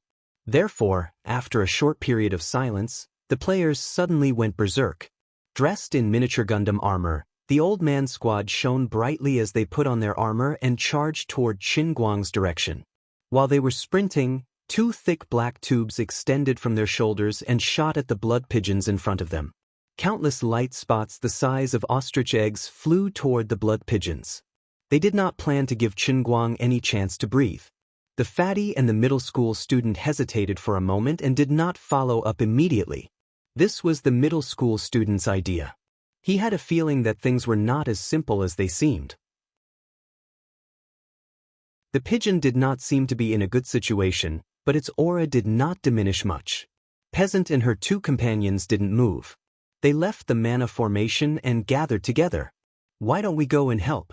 If we can kill blood pigeon along the way, won't everything be over?" The elven archer asked in confusion. Peasant shook his head and said, "No, let's observe the situation. I feel that the gaze of the magical beast is familiar." Peasant didn't want to tell the others his conjecture because it was too unbelievable. As the saying went, the eyes were the windows to the soul. A person's appearance and clothing could be disguised, but it was difficult to change one's gaze. The situation had changed drastically, so Peasant didn't think of a possibility. As time passed, especially when the blood pigeon's eyes flashed with anger and humiliation, Peasant recalled the Chinese characters that blood pigeon had written on the ground with its claws. Peasant suddenly felt that the pigeon's gaze was similar to Mr. Dang's. Though they were of different races and it was inconceivable she had an illusion, Peasant felt that the person who gave her the illusion was another person. She felt that the blood pigeon's gaze and behavior were similar to an outsider. When that person's figure appeared in her mind, she realized that Mr. Dang was similar to that person too. With that person as a bridge, Peasant slowly connected blood pigeon and Mr. Dang together. Using her analytical mind, Peasant overlapped Mr. Dang's face and gaze with the head of blood pigeon, who was about to retaliate. The more she thought, the more suspicious she felt, but she had no evidence. She was perplexed. If Mr. Dang was the final boss of the world of bloodshed, what would happen to them? He was almost invincible and had the intelligence of a human. He was an old gamer who had seen through the entire game system. What else could they do but wait for death? At a distance, Blood Pigeon sent the card magician's trump card flying. Then, he used his wings to protect himself from the cannon fire of the old geezer's team. Behind it, the magical beast skill trio finally pounced on it. The warrior activated Bloodlust, the fireball magician cast Pyroblast, and the beast master summoned his Shadow Wolf. With a command, the Shadow Wolf transformed into a stream of light and charged forward. Chen Guang couldn't take it anymore. He understood that since they were on different sides, he would be cruel to himself if he was merciful to others. If he didn't make any changes now, he might really die here if he was worn out from exhaustion. Compared to normal gamers, he didn't have any reward points to use. All his actions had consumed his own energy. Now, compared to the beginning, his mobility had actually declined slightly. So, lad, I'm sorry. Chen Guang shook his head and used his claws to support himself on the ground. Then he strode forward. The card magician was caught off guard. He wanted to escape, but it was too late. When he was above the card magician's head, Chen Guang kicked up. In the blink of an eye, the azure light that had dissipated long ago returned to his body, and he smashed down like a cannonball, slamming into the ground. Chen Guang expressed that his experiment was a success. Unfortunately, the No Pigeon Under Heaven array still hadn't exhausted its energy. The principle behind it was also simple. He had to maintain a certain part of his body in contact with the ground, or it would trigger the flight restriction. This brought him a lot of inconvenience, but it also had its benefits. Propping himself up from the ground, Chen Guang shook his head again and ran to another person who was very close to him. Everyone retreat. The boss has entered a chaotic attack state. The electrical appliance Fatty shouted with a loudspeaker. Chen Guang ignored him. In order to make himself more ruthless, Chen Guang completely hypnotized himself to forget his human identity. He really turned himself into a phantom boss in a killing mission. For a moment, he was full of murderous intent and pursued efficiency. He only wanted to reduce the enemy's life force as quickly as possible. He killed the Shadow Wolf in front of him with a casual claw. His second choice was the magical beast warrior closest to him. The magical beast warrior used a cover skill and dashed to his teammates at the speed of charge. But the blood pigeon suddenly opened its beak, and a sound wave came from behind, messing up the warrior's escape route. He couldn't control himself and turned back to the blood pigeon. Only when he was close to the blood pigeon did he barely regain control of his body and try to raise his shield. The blood pigeon lowered its head and pecked down like a chick pecking at rice. The giant beak rammed into the spiked rampart of Asenath. There was a loud noise. The beak flashed red, and the door-sized steel shield cracked. The magical beast warrior screamed, his eyes wide with anger. The beak pierced through his chest, and his body gradually turned into dust. Another player died. At that moment, Chen Guang did not notice that the god's divine power that he had filtered and then dispersed from his but had quietly gathered together again. Yu Ting, who had escaped far away, had a fierce glint in his eyes. He made a difficult decision. In the depths of Yu Ting's mind, the unwilling cries of nearly 50 Protoss players rang out.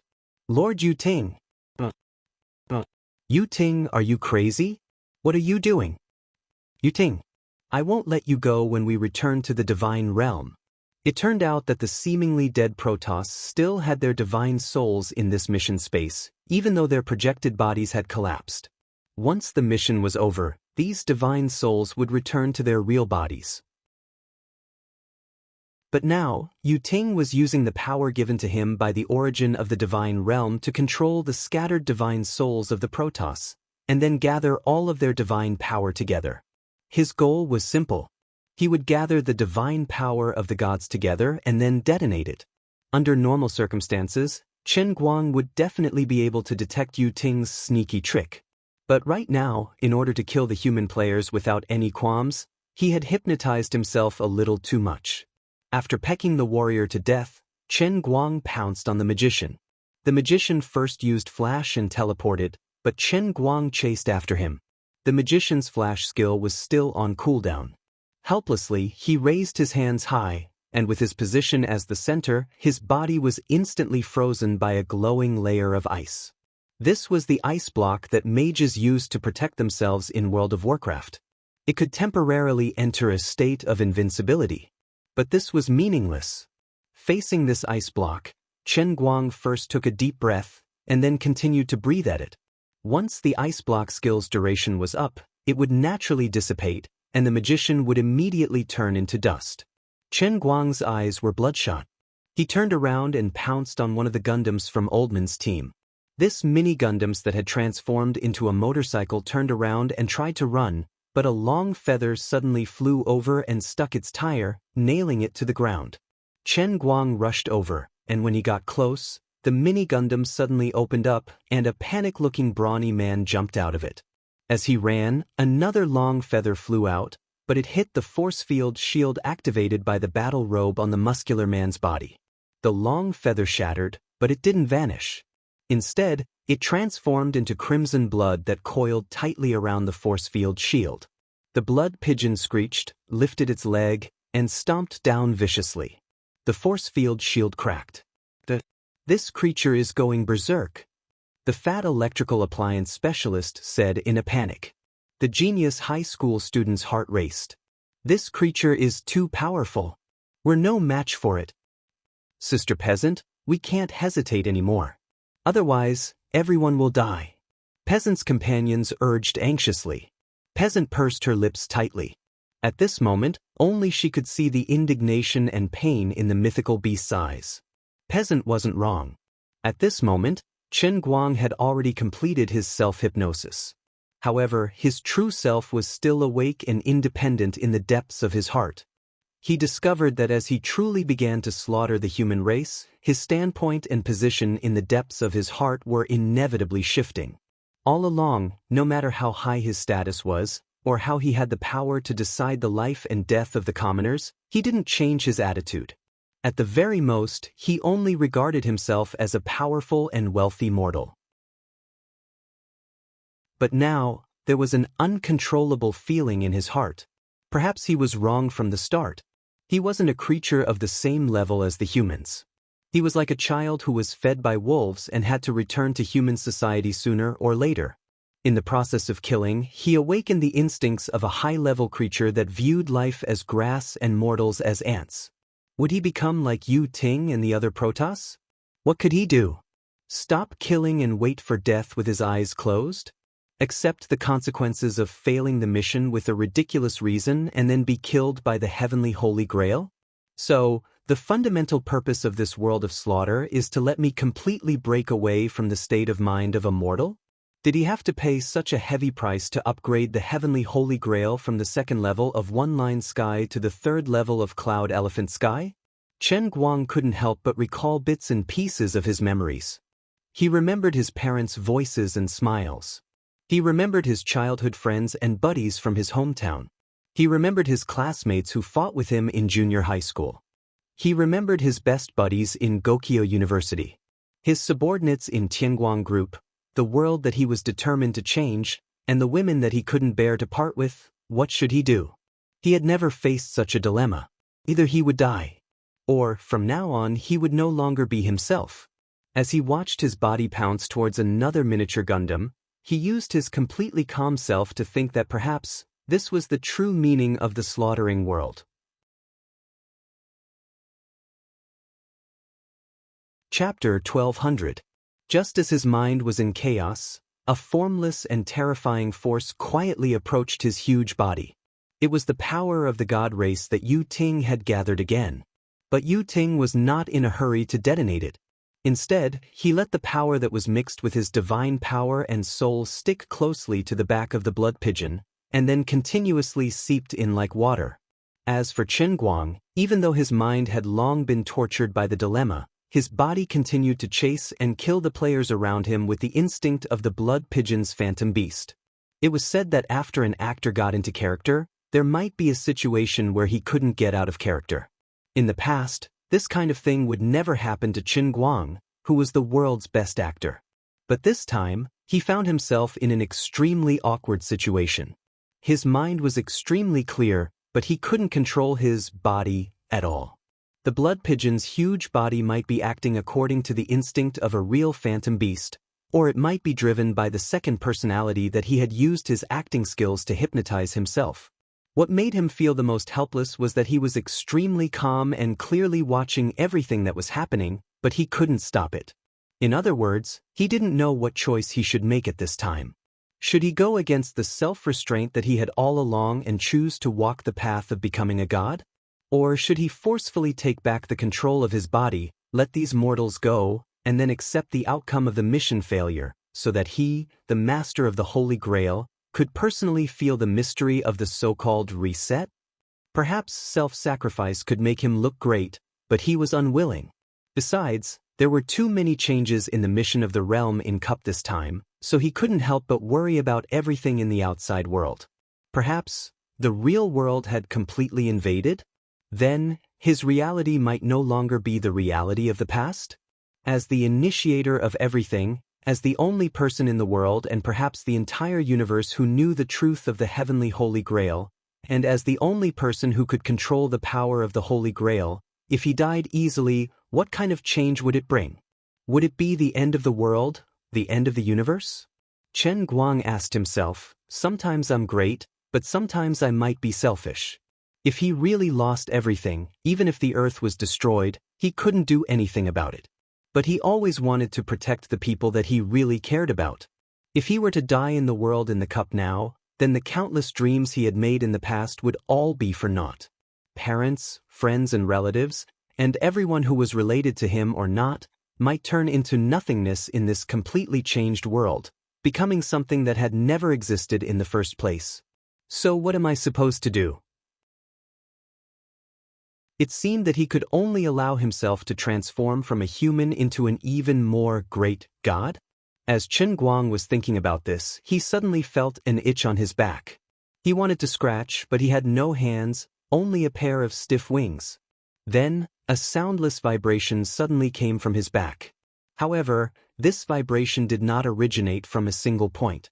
Instead, it originated from the entire back of his blood pigeon body, moving forward and penetrating bit by bit. The terrifying impact came so suddenly and silently, but it was unstoppable. After the numbness and itchiness, there was an intense burning sensation. Blood Pigeon raised its head slightly and looked back, but there were no fireworks or smoke. But the strong impact did not stop for a moment, and the intense pain spread from Blood Pigeon body to Chen Guang's ego. He had a feeling that he might have been splashed with acid.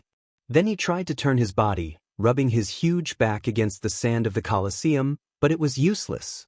The seemingly never-ending impact continued to spread along Blood Pigeon's skin bit by bit at the molecular level, just like 10,000 nuclear-powered icebreakers working on the Antarctic continent.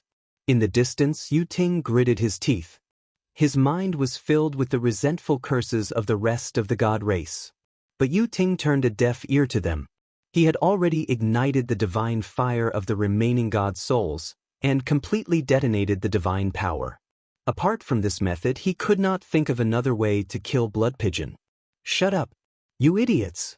Don't forget, this is an order passed down by the will of the origin. Completely losing this divine soul but completing the mission is not a loss. The will of the origin will not mistreat any deity who has contributed to the endless divine realm. Vithani, who was beside Yu Ting, tried to defend him. However, this was meaningless.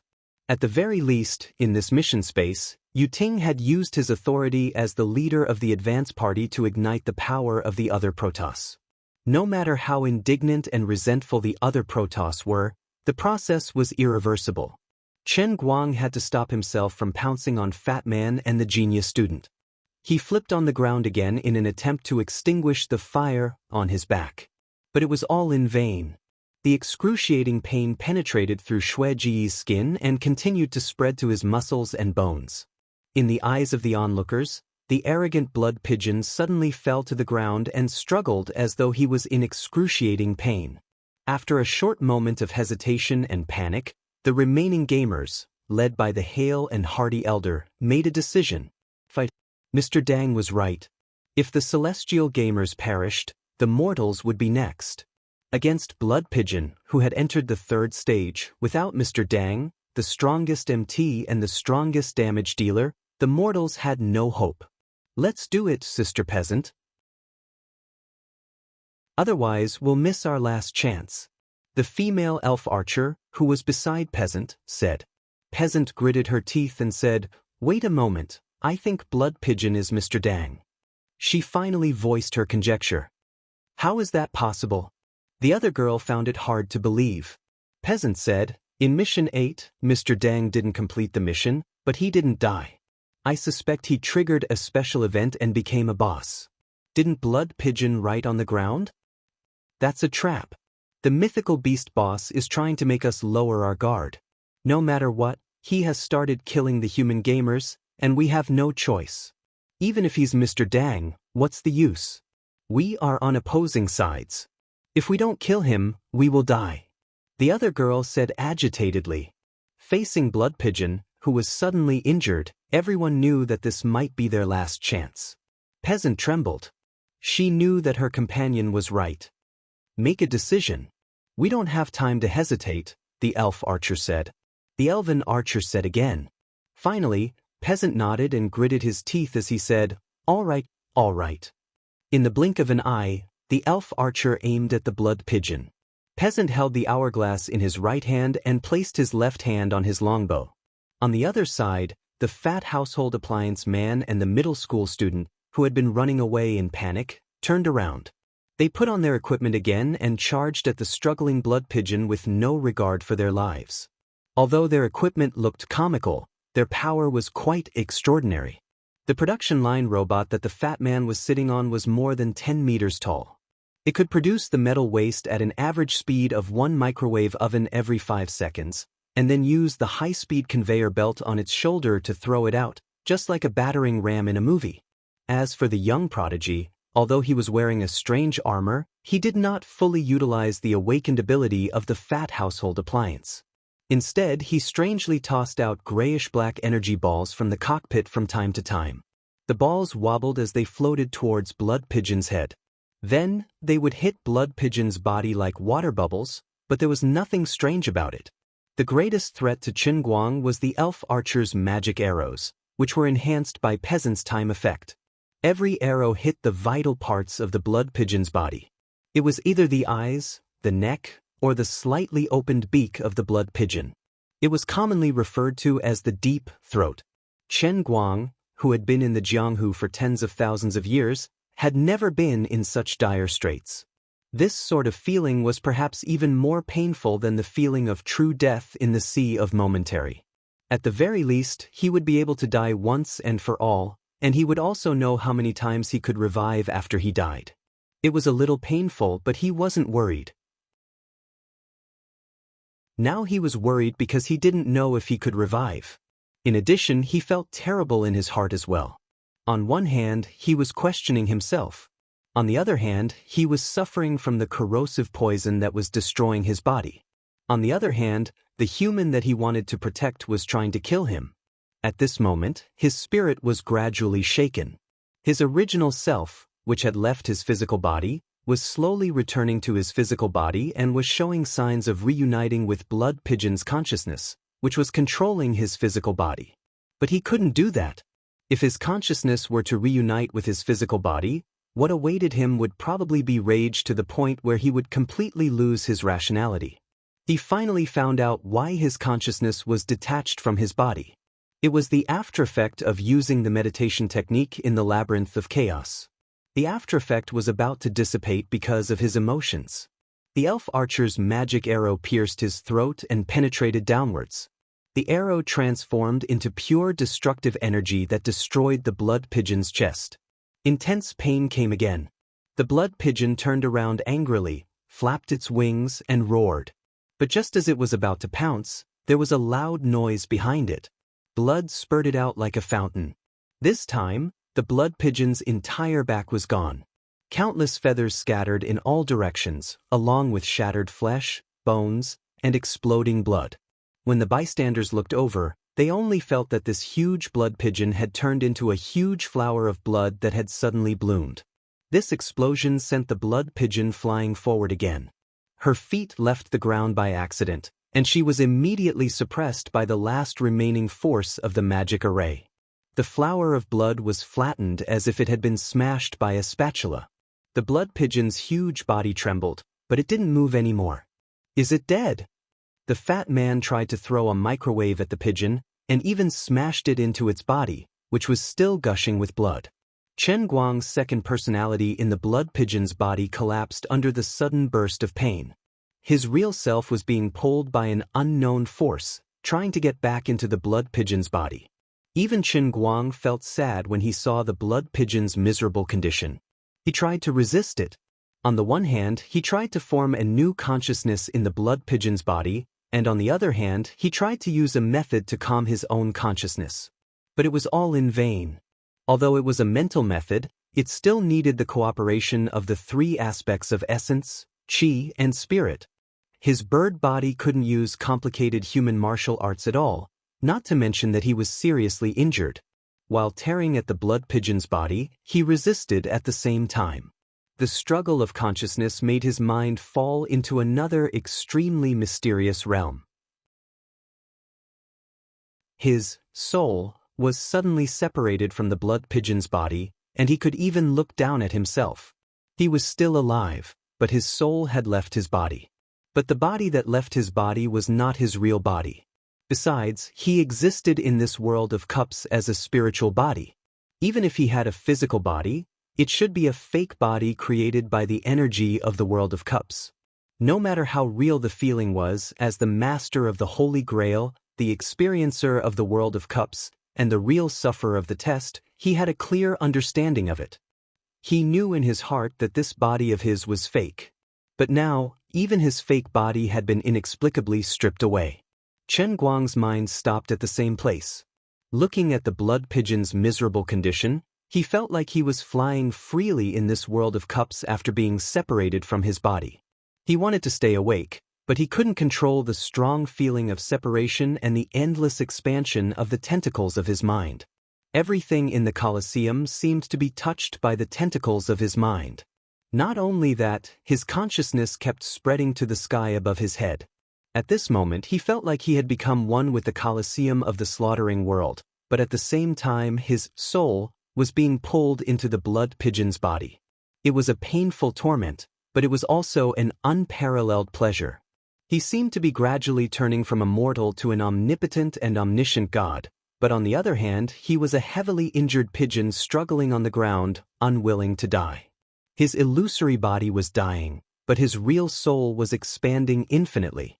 The threads of his mind, like the tentacles of a jellyfish, spread upward over the 1-kilometer diameter Colosseum and kept going up and up.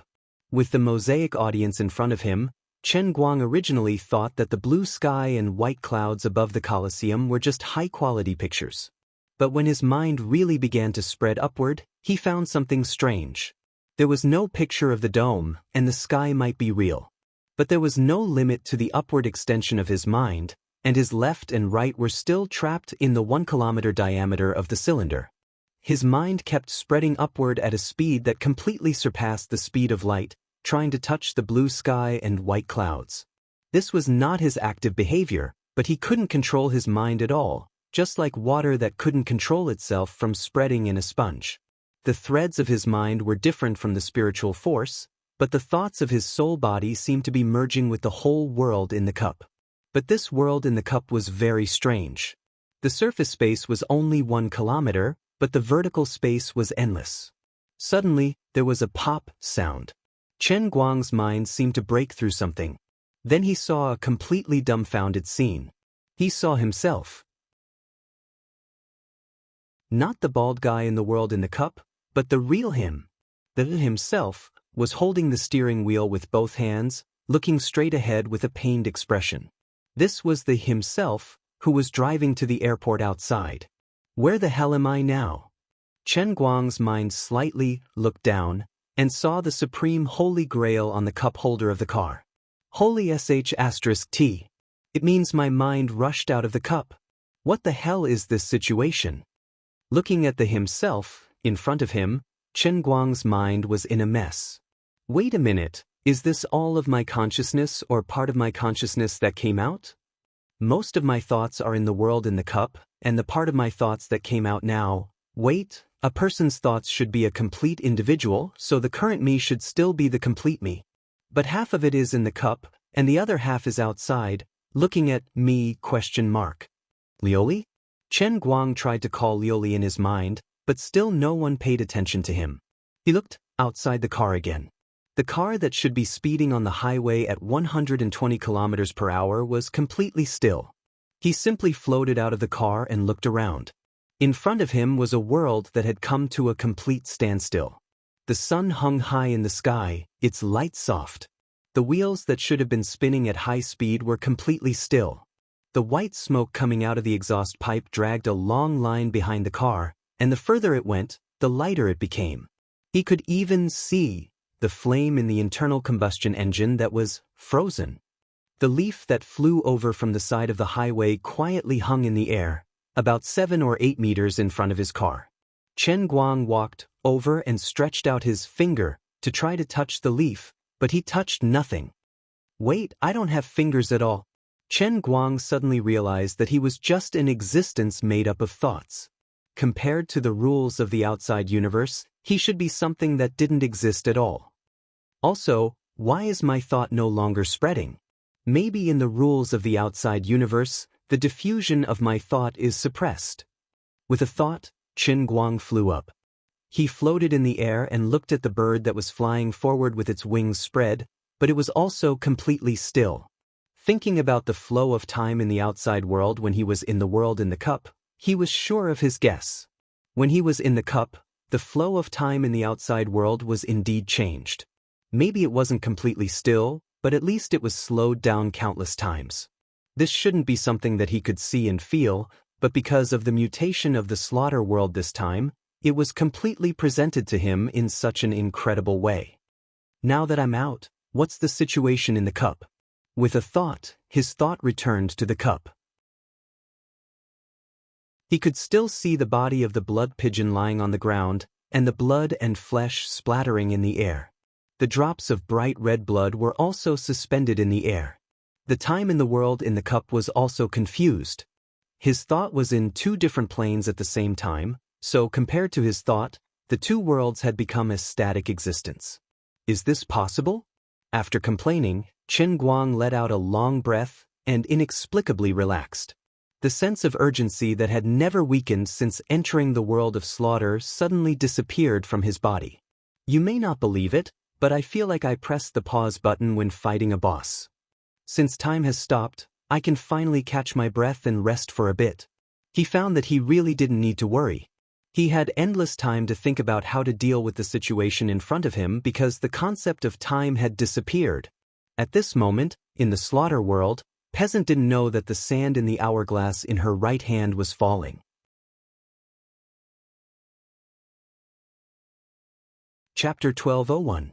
Since he was already outside, Chen Guang stayed next to the car for a few minutes. He had an idea. He simply flew straight out and headed in the direction of Lulai County. Strictly speaking, he couldn't be called flying. He could only be considered floating, but his speed wasn't slow. In ancient times, Fan Juqing committed suicide to meet Zhang Zhao. The ancients had a guess about the speed at which the soul drifted. It was about 1,000 miles a day. In the past, when Chen Guang read this story, he was stunned. He felt that the person named Fan Juqing died too casually and honestly, and he let down his family. As for the soul traveling 1,000 miles, he used to think that it was all nonsense. Now that this kind of thing happened to him, he had to believe it even if he didn't want to. As he floated, he thought. Although the ancients were very imaginative, they were still lacking. With my current flying speed, it's not just 1,000 miles a day. I can't even go as fast as 10,000 miles per hour. In his perception, only a few dozen seconds had passed at most, and he had already appeared in the sky above Lulai County with a whoosh. Of course, compared to the outside world and other people, perhaps not even a second had passed. Everything was still in a state of stillness. The first thing that came into Chen Guang's eyes was the Chen family's villa that had been blown up. When he received the notification, the explosion had already happened for about half an hour.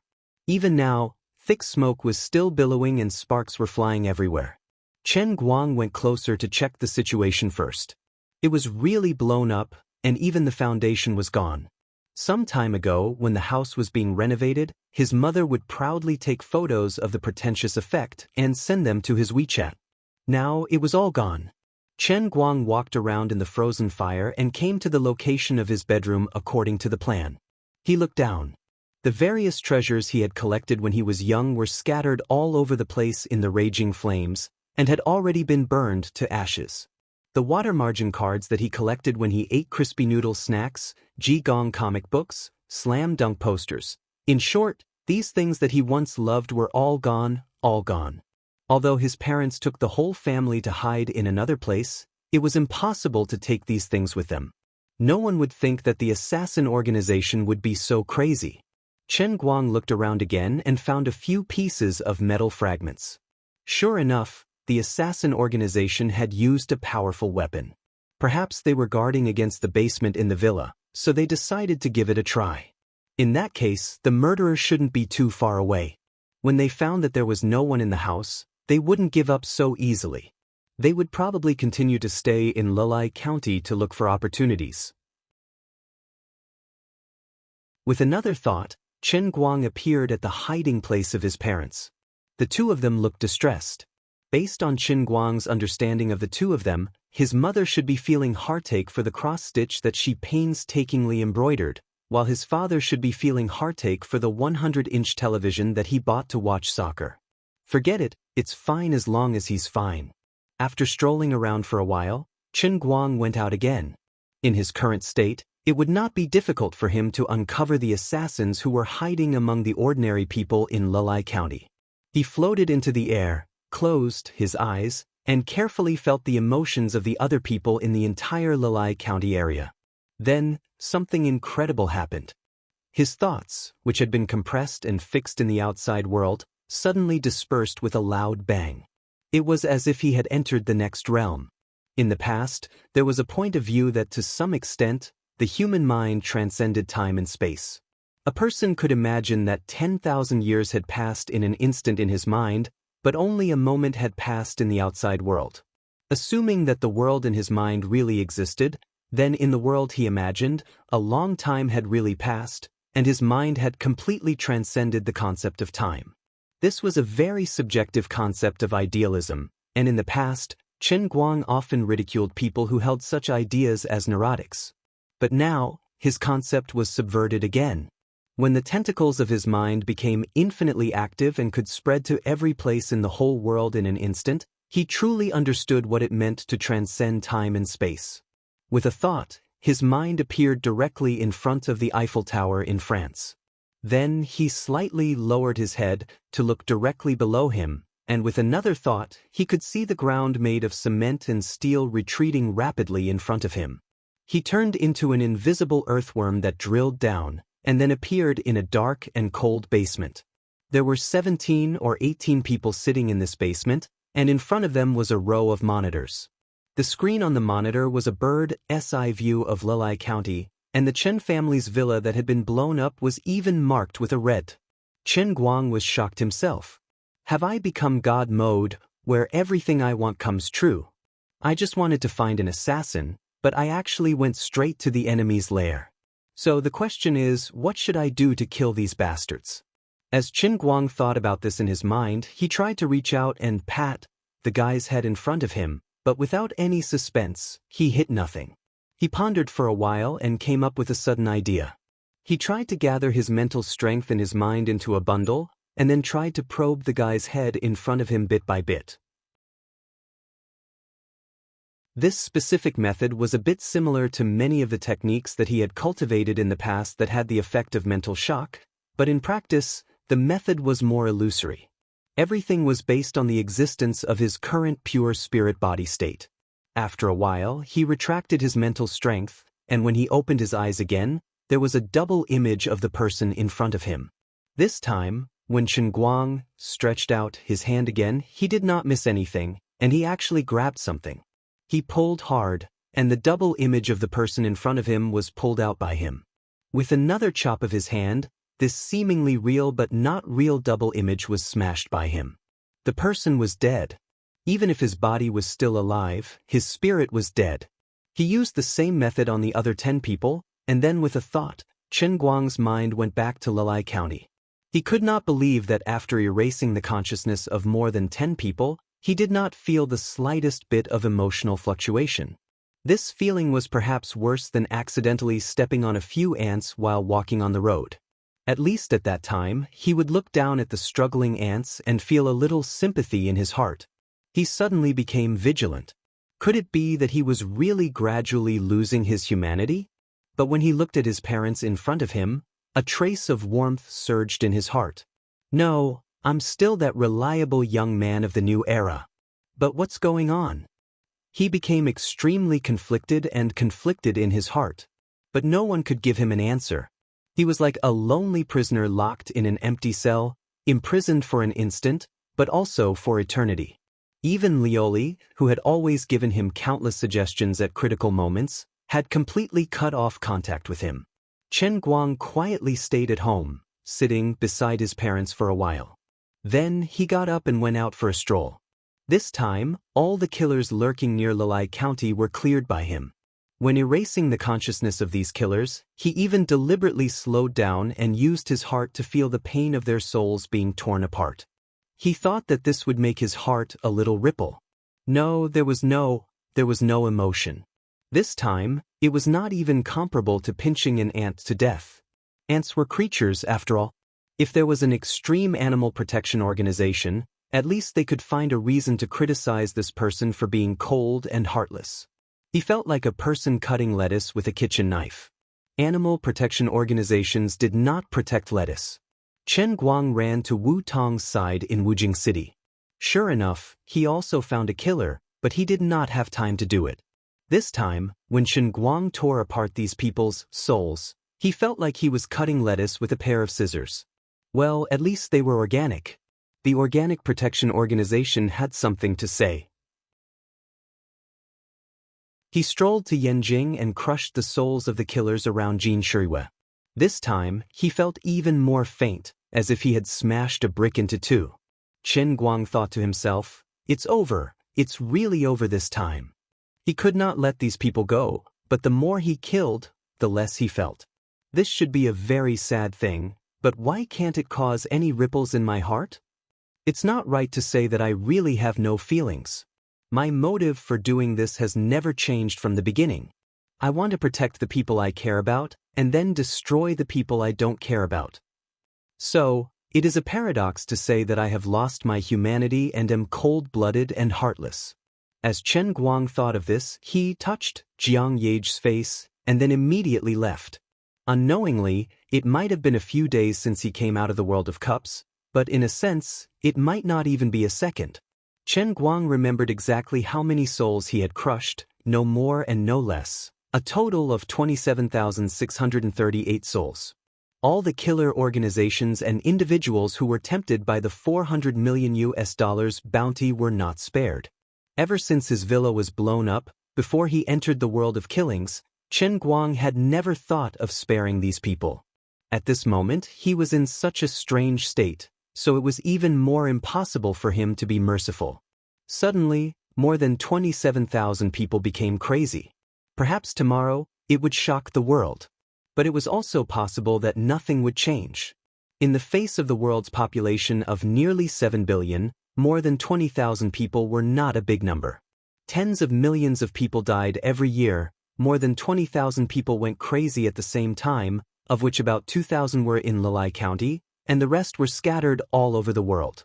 Other than causing some diplomatic chaos in Lilai County, it did not seem to be a big deal. As Chen Guang thought about it, he suddenly felt something in his heart. It seemed that for every single individual, life was so precious that it could not be regained once it was lost. But once this individual's life was magnified to the entire race or the entire world, or even across the distance of time to the long river of history, even if an emperor were to die, it would not be a big deal. Perhaps some people would say that the change in the Black Tortoise Gate changed history. If Li Jianxing were to take over the throne, according to the butterfly effect, then in front of us would be another world. Some people would say that if Qiu Jichu did not pass by Ox Village, but if time was stretched out, from the birth of the first single-celled organism on Earth to the present billions of years ago, from the Jurassic period to the present, and then another billions of years later. When the sun's life came to an end, it would not matter how many emperors died. Then, if the entire universe's long history of tens of billions of years, even if the sun exploded, even if the Milky Way collided with the Andromeda Galaxy, so what? Therefore, killing more than 20,000 people was not a big deal. Chen Guang quietly looked at his mother in front of him and thought again. I should have long separated my vision from the realm of mortals. When the Holy Grail leveled up for the first time, from seeing spirit sky to one-line sky, when my consciousness followed the power of the Holy Grail to the end of the universe for the first time, I should have understood this matter. When I don't need to care about something, then I am the master of the entire universe. I don't need to be responsible for a single individual. When I care about someone or something, then whether that person's mood is happy or not is the most important thing in the entire universe. Its importance is far greater than that of a planet filled with extraterrestrial life exploding in the infinitely distant starry sky. When this thought suddenly became clear, his whole body suddenly trembled. When he came back to his senses, he was already back in the slaughtering world. He was still trapped in Blood Pigeon's body, lying on the ground in pain and powerlessness. Not far away, there was an explosive magic arrow flickering with red light that was about to pierce his eyeball. His stomach was filled with many strange things. They were the robots that the household appliance fatty had transformed into, continuously throwing things like rice cookers, microwave ovens, electric fans, and so on through a conveyor belt. The situation still looked extremely dangerous, but his heart was calm.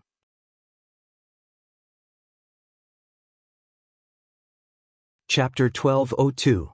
One of the three biggest misconceptions in life was that he could kill his opponent. However, Chen Guang knew that he wasn't imagining things. The players who were imagining things were overflowing with joy, especially Yu Ting. He was no longer hiding in the corner, but instead, he confidently walked towards Chen Guang. Wathani was sitting on his shoulder. The two remaining Protoss had finally found their true sense of existence. As for the human players, after Chen Guang went on a killing spree, there were less than 10 left. However, everyone's faces were brimming with joy. The final boss was finally going to rise to the heavens. Even the steadiest old man couldn't control his emotions. Although his actions were still very careful, he couldn't hide the joy in his eyes. Chen Guang didn't panic at all. The mysterious power that had been destroying his body seemed to have run out, and the burning sensation on his back had disappeared. Fine, I don't have my back anymore. Chen Guang lay on the ground, his stomach still stuffed things into Fatty's stomach. Damn it, if you didn't send in electrical appliances, I'm afraid I'd already be pregnant. I'll give you an air humidifier later, it'll scare you to death.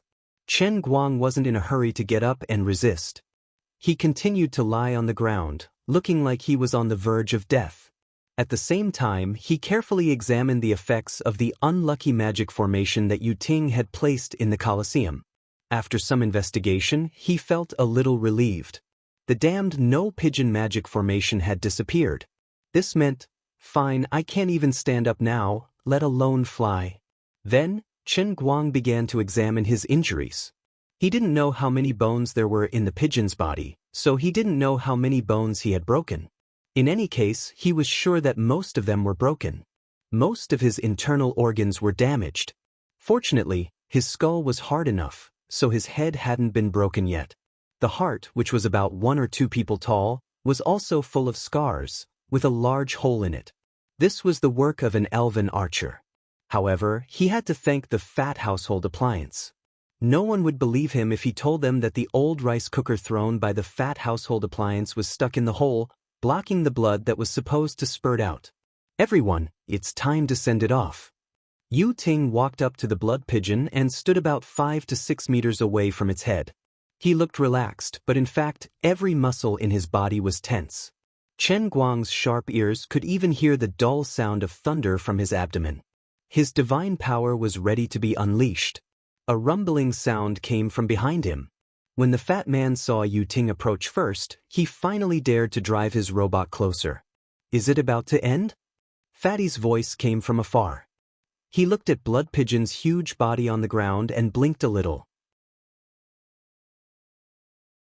Without batting an eyelid, he turned his gaze to the middle school student who was driving the smaller robot beside him. The middle school student nodded slightly, and the two understood. In the blink of an eye, the tall and short household appliance robots suddenly turned around and charged at each other. However, the two did not collide. The moment they were about to collide, the two huge robots suddenly emitted a strange light. It was very similar to the 3D scanning beam that the fat household appliance worker used to make the microwave. Then, the two robots that had completely turned into balls of light melted like liquid and fused together. When the light dissipated, there was only an even bigger giant robot left. In the cockpit covered by the super strong glass cover, there was no sign of the fat household appliance worker. Only the middle school student was left. The cover on the robot's chest was opened, and an empty combat suit fell out. Others might not understand what was going on, but Chen Guang, who was lying on the ground and pretending to be dead, saw it clearly. Even he was shocked. Wasn't this little wimp hiding his abilities a little too deeply? He even lied to himself. There was no fat person in the beginning. This fat person was his puppet. It wasn't just a toy puppet. The middle school student had even cut out a part of his soul and stuffed it into the fat puppet's body. He had even fooled Qin Guang and the Protoss. The giant robot that was recombined no longer looked like a funny household appliance. It looked full of mechanical beauty, but the joints were not simple mechanical combination. Instead, they were like human joints that had a biological structure. As a veteran anime fan, Chen Guang saw through this thing at first glance. What a scam! Isn't this the robot number 1 that Shinji drove in the EVA? Don't think that I won't recognize you just because you changed the paint from purple to white. Before Chen Guang could finish his sentence, the middle school student number 1 took out a giant gun that was about 50 feet long from its thigh. The black muzzle was aimed at Yu-Ting's head. Get out of the way or I'll kill you. The middle school student's voice came from the chest of the robot number 1, with a strong electronic tone. That's right, you've obtained a lot of damage. Shouldn't you leave some for us? On the other side, the hale and hearty old man jumped out of his miniature Gundam. In his hand was a tang sword that was glowing with rainbow light. This was his true weapon. From the way he held the sword, Chen Guang could tell that the old man was an inner strength warrior. He was a master swordsman. However, the old man was different from his subordinates in the Guangding headquarters. He was a reclusive civilian expert. Besides being an inner strength warrior, he was also a high-ranking official. Who knows if there are any traps at the end of the mission? Will the mission be judged as a failure if the contribution points aren't up to standard? The elf archer beside peasant wielded her bow and walked forward. She said, "The explosion on the blood pigeon's back was caused by you, right? Shouldn't you at least give us some damage?" The other human players nodded in agreement. Based on the power of the previous explosion and the fact that the blood pigeon was on the verge of death, the explosion should have taken away at least 40% of the total damage. If they didn't get more contribution points, the boss's rewards would be given to Yu-Ting and Wethany. Previously, the Celestials were powerful, so they were thankful that Yu-Ting didn't lead the Celestials to massacre the mortals. Now there were only 2 Celestials left. They must have expended a lot of energy fighting the blood pigeon. It was time to shed all pretense of cordiality. In an instant, Yu-Ting felt several forces lock onto his back at the same time. However, he showed no fear. Instead, he sneered and turned around to look at everyone. "What? Do you think I'm afraid of you? There's nothing to be afraid of. Just scram," the middle school student said calmly. The large pike in his hand started to emit a loud bang. In the blink of an eye, there was a loud bang. He suddenly pulled the trigger, and an emerald green light shot out from the black muzzle, heading straight for Yu-Ting. The light didn't hit Yu-Ting. A ring of lightning appeared in front of Yu-Ting. The light cannon of prototype number 1 shot into the ring, but it didn't penetrate the ring. Instead, it disappeared mysteriously. Upon closer inspection, one could see that there were countless tiny electric arcs extending from the ring of thunder and lightning and connecting to the beam of light shot out by Machine 1. Apart from that, the ring of lightning was also spinning at a speed equivalent to the speed of light. Yu Ting had actually used such a move to absorb the beam cannon of Robot Number 1. I've said that you're just lowly mortals. Even if the Celestials are only me and Wethany, you can't afford to offend us, Yu Ting said. Yu Ting said. In the next instant, he had already appeared in the void above Space Shuttle Number 1, looking down at the huge fellow.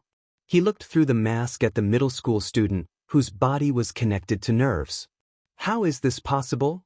The middle school student shouted in fear. Lad, you'll never understand what it means to control the power of lightning. Yu Ting calmly raised his hand. The sound of thunder in his palm was deafening. If one had to calculate the power of the thunder in his hand, it would be equivalent to the amount of thunder on Earth for an entire year. At that moment, his body shook violently and his arm exploded. Only after his arm exploded did a pitch-black arrow fly out from his hand. This was the time acceleration magical arrow shot by Peasant and the archer. The lightning that Yu Ting had planned to strike plane number 1 exploded with a loud bang. The dazzling lightning scattered and then rained down on plane number 1. At the same time, the old man and his 2 companions disappeared.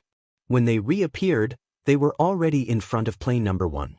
The old man was carrying the middle school student, who was emitting black smoke. His life was uncertain. Yu Ting didn't care about the old man and his companions. Instead, he looked at Peasant and his 2 companions. Yu Ting felt that Peasant and his companions were the greatest threat to him. Peasant felt that the situation was not good. He wanted to escape with the other 2 companions, but he tripped and fell to the ground. The 3 of them looked down. Their feet were covered by 3 lumps of soft mud. Further away, Withany looked at the 3 of them with a smug expression. She opened her palm slightly and aimed in their direction. This was clearly her handiwork. In the blink of an eye, Yu Ting was above the 3 of them. His expression was cold. Lightning flowed on his severed right hand, and it was regrowing rapidly. He raised the lightning spear in his left hand and slashed at the 3 of them. He was going to slash them at the waist. At this moment, the girl on Peasant's left pulled her leg out. Peasant turned the hourglass in his hand, and the sand inside fell to the ground. Yu Ting and the lightning around him suddenly stopped moving. On the other side, the girl who hadn't done anything before didn't attack Yu Ting, who had been frozen in time, after she pulled her leg out from the ground. She punched at Qin Guang, who was pretending to be dead on the ground tens of meters away. Just when Qin Guang was watching the show, he suffered an undeserved calamity. He was punched in the butt by that girl. He couldn't call it buttocks. His blood pigeon's back was gone, including his buttocks. He cursed in his heart, "Are you crazy? Yu Ting is the one who wants to kill you. Why did you hit me?" That wasn't the end. After the girl punched the blood pigeon's buttocks, she stirred the flesh. Qin Guang's mouth twitched. If he wasn't pretending to be dead, he would have cursed the girl. "Wait, you're so far away. How did you punch me?" This thought flashed in Qin Guang's mind, and his eyes widened. If he didn't remember wrongly, this scene seemed familiar. Qin Guang glanced sideways and saw that the girl was standing still, but her fist was retreating from his buttocks. Rubber person? Bloody rubber person? While he was complaining, the girl's fist had already retracted at an extremely fast speed. Then she swung her right arm, and her blood-stained right fist shot towards Yu Ting like a cannonball.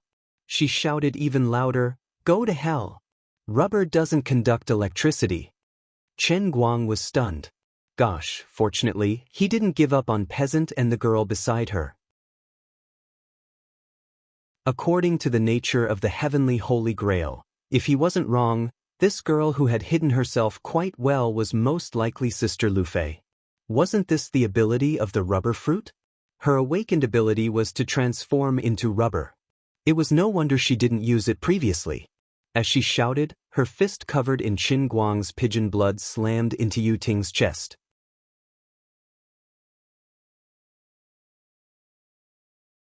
Chapter 12:03. Yu Ting screamed in pain as he flew backward. Rubber Girl revealed a joyful expression and said, "It's just as I thought. Ordinary attacks will be dodged by his lightning-transformed body, but the pigeon blood has the effect of breaking magic, so he can't dodge." Chen Guang, who was pretending to be dead as he watched the two factions kill each other, cursed inwardly. It wasn't pigeon's blood that dispelled demons, it was dog's blood. Pigeon's blood was a great supplement. Yu Ting was severely injured. Vithany saw that the situation was dire and turned to flee. She and Yu Ting, who was vomiting blood, retreated far away. "Lord Yu Ting, are you all right?" Vithany asked anxiously. Yu Ting wiped the blood from his lips and shook his head. "I'm fine." As they conversed, Vithany stuffed a bottle of healing potion into Yu Ting's hand. He had indeed sustained serious injuries. On the other side, the genius high school student woke up from his coma. When he opened his eyes, he saw himself in the arms of the old man. He struggled to free himself and turned his face to the side. After a long time, he said, "Thank you." The old man smiled and patted his shoulder. "You're not as cold as you look." The high school student shrugged his shoulders.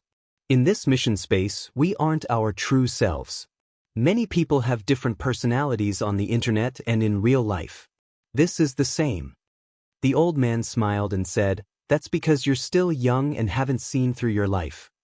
Let's not talk about this now. We should do something more meaningful." The high school student looked at Yu Ting, who was recuperating in the distance. He then looked at the motionless blood pigeon on the ground. Peasant, Rubber Lady, and the elven archer walked over. At this moment, the remaining 7 human players finally let go of their grudges and united as one. The elven archer asked, "Do we kill blood pigeon or the Protoss first?" The high school student thought for a while and said, "Let's kill Yu Ting first. Otherwise, he won't let us deal with blood pigeon." I don't know if you've played online games before. Let me explain.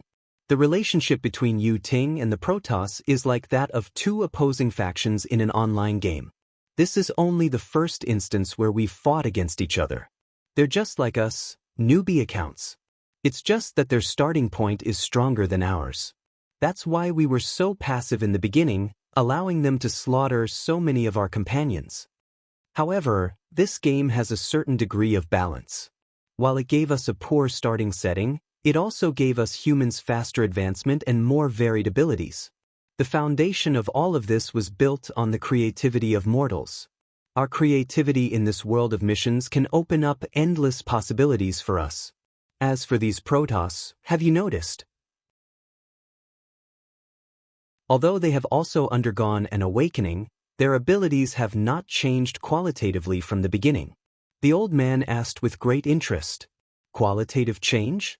The middle school student nodded. "Yes, a qualitative change. I'm not saying that they aren't getting stronger. What I mean is that their so-called awakening is simply a constant strengthening within the same scope. Considering their race and the changes in their abilities, I feel that their awakening is equivalent to removing the seal on their bodies." The female elf archer asked, "Doesn't this mean that they can obtain power more easily than us?" Peasant nodded and said, "That's correct. They can master their awakening powers faster than us because it's just a recovery process." The middle school student nodded and said, "Yes, so I suggest killing Yu Ting. Though I don't know why we were chosen for this mission, I feel that this matter won't end easily. This is a game, but it could also be a war. We can't let the Protoss gain the upper hand. Even if we survive this time, what about the next time? The Protoss are already stronger than us. If the final boss's rewards are generous, we'll perish in the hands of the Protoss." When everyone heard this, although they had different expressions, they all agreed with the high school student's words. "Fellow human gamers, you seem to have forgotten something. I won't die that easily. Don't you find the blood pigeon strange? It isn't dead, but it hasn't moved for a long time. If the 2 of us continue to be entangled like this, and if this blood pigeon really has something fishy about it, then it will be too late for you to regret." At that moment, Yu Ting finally spoke up from afar. "That's right. If Lord Yu Ting hadn't exchanged for the world without pigeon formation, all of you would have perished. Moreover, we injured the blood pigeon, and you only know how to take advantage of the situation. Now, you want to kill Lord Yu Ting and me. Don't you feel ashamed?" Vesany, who was at the side, scolded loudly. The hale and hearty elder snorted and said, "When you killed our comrades, you didn't reason with us. Every human gamer has unique abilities. Perhaps some of the human gamers that you killed had the ability to deal with the blood pigeon. That way, we could have easily cleared the instance dungeon. That's right. Now that you're about to die, you want to negotiate with us?" Rubber Girl clenched her fists and walked forward. After that punch earlier, her confidence had increased tremendously. To complement her methods, the middle school student had even secretly stuffed a rice cooker's inner into her hand while the group was chatting. What was the use of a rice cooker's inner? The authoritative expert in playing dead, Chen Guang, answered this question. About 30 seconds ago, someone scooped a bowl of rice cooker's blood from his butt. Someone would definitely ask, "Why do you have so much blood?" "You've been bleeding for a few minutes, so why aren't you dead?" The authoritative expert in playing dead said, "Please read my name carefully. Repeat after me, blood. Pigeon, blood, understood?" As Rubber Girl spoke, she dipped her right fist into the rice cooker's inner. Those who didn't know better would think that she was dipping her fist into sauce.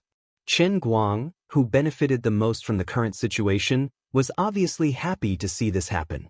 Up until now, the injury on his back had mostly healed. Well, to be precise, his entire back was gone, so he didn't have any injuries at all. All he did was use what was left of his body as a foundation to regrow his skin and reconstruct his internal organs. This didn't mean that the blood pigeon had invincible regenerative abilities comparable to the earth bean bomb. This was the blood pigeon's innate ability, blood transformation. It could liquefy all the blood in his body and reconstruct it. It was a pity that the part that Yu Ting had blown up was completely gone and couldn't be restored. The blood that was gushing out of his back like a fountain was actually his own doing. He pretended to be in a terrible state so that the players would let their guard down and buy more time for himself. Even though his wound had healed, it was still extremely serious. It could even be said that his bones were damaged. Regardless of whether it was the back of a human or a bird, the spine was the same. A human without a spine couldn't stand, and a bird without a spine was the same. Right now, he was essentially no different from a mollusk. If he really wanted to move, he could only crawl on the ground like a snake. In his current state, he couldn't kill any of the gamers. Right now, he was trying his best to use the effects of blood transformation and solidification. He was trying to crystallize a usable spine in his body. As for how to deal with the gamers, Chen Guang had made up his mind after returning to the slaughtering world. "Even if you're stronger, you'll have to pay an unbearable price to kill us. How about this? I promise you that you can deal with the blood pigeon boldly. We won't interfere. Unless you're faced with an unsolvable situation and ask for my help. No matter what, this is only the first mission. We'll talk about the future in the future. Do you want to complete this mission safely?" Yu Ting made another promise. "Ridiculous. Why should we believe you?" Peasant squinted his eyes and said, "I don't care if you believe me or not. I can only tell you that the blood pigeon has recovered." Wethany, who was standing beside Yu Ting, suddenly interjected. Along with her words, the ground beneath Chen Guang suddenly trembled and flipped him over like a spatula frying vegetables. The blood covering Chen Guang's body flowed down, revealing his newly grown skin. There were no feathers on it, and it looked like the back of a graceful lady. Chen Guang's body twisted in the air. His wings were on the ground, and his claws were clasped together. He looked like a cartilaginous reptile. He sprawled on the ground again, his mouth gurgling as though he was in a miserable state. This time, nobody believed him. The human gamers saw that the situation was not in their favor, and they made a decision immediately. The hale and hearty elder shouted, "Good, we'll believe you. Don't delay, attack." Following the old man's order, the others rushed forward one after another. This time, it could be said that everyone had brought out their trump cards. The old man raised his long tang saber and dashed toward Shuegu with a few flashes on the ground. Surprisingly, he used the earth shrinking technique and dashed toward her with his saber. On the other side, the genius high school student patted his chest heavily and clenched his fists. As his hands glowed, figurines rushed out from the light. The figurines expanded with the wind and transformed into the size of a normal human. Chen Guang stared with his eyes wide open. No wonder he could summon Robot Number 1. He was definitely an anime fanatic. What did I see? Fourth Hokage, Orochimaru, Ichigo Shinozaki, Saber, Overlord's Pill. These 5 figurines that had transformed into summon characters looked no different from real people. They rushed towards Blood Pigeon in unison. The female elven archer slowly drew her longbow, but this time, she did not release the bowstring immediately.